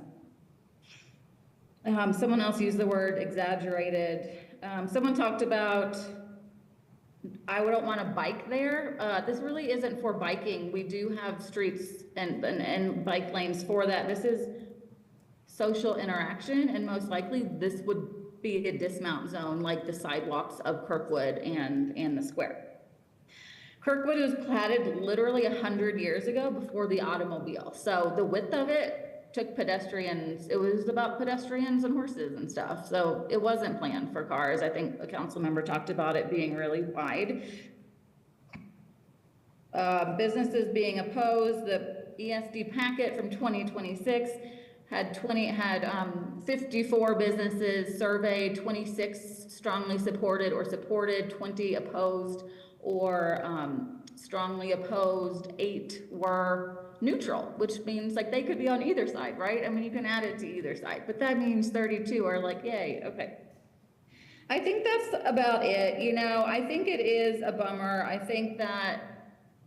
mostly hope this council, yes votes, no votes, really mean what you say, that you're really interested in this and you want to do more work on it. This has happened before. Last term, we tried to make it legal to sleep in parks, and council members opposed, said they were going to do something, and you can see what's been done there. I guess that's it. Thanks for entertaining me and letting me do this. Not that maybe you really had a choice, but I am disappointed, I would say, in my colleagues, and I would love to think more about a council that leads and has a vision than what we are now. Thanks. Thank you so much. Now, if there's no opposed, I'd like to ask the clerk to call the roll, please. All right. Clerk, will you please call the roll? Councilmember Flaherty? Yes. Strasburg? No. Piedmont Smith? No. Asari? Yes. Daly? Yes. Rallo? No. Ooh, sorry. Ruff? No. Rosenbarger? Yes. Thank you very much. That motion does not carry. All right, we are now at the final period of additional public comment. If you did not come in at the first one and would like to make a comment on something that is not on the agenda, now is your time to do that. Is there anybody in chambers? Would you like to make it because we... Okay, anybody online? All right, move on to questions of council schedule. Any important, yes, please. I'll just say that we have a fiscal committee meeting on Friday at 8:30 in the morning. And as a reminder, usually those are an hour. This one's going to be an hour and a half because Reedy is coming to talk about financial planning stuff. Excellent. So thank you. Excellent. The Committee on Council Processes will meet tomorrow at 4 o'clock till 5:30 in the Allison Conference Room. Excellent, thank you. All right, with that, we are adjourned. Thank you. Good night.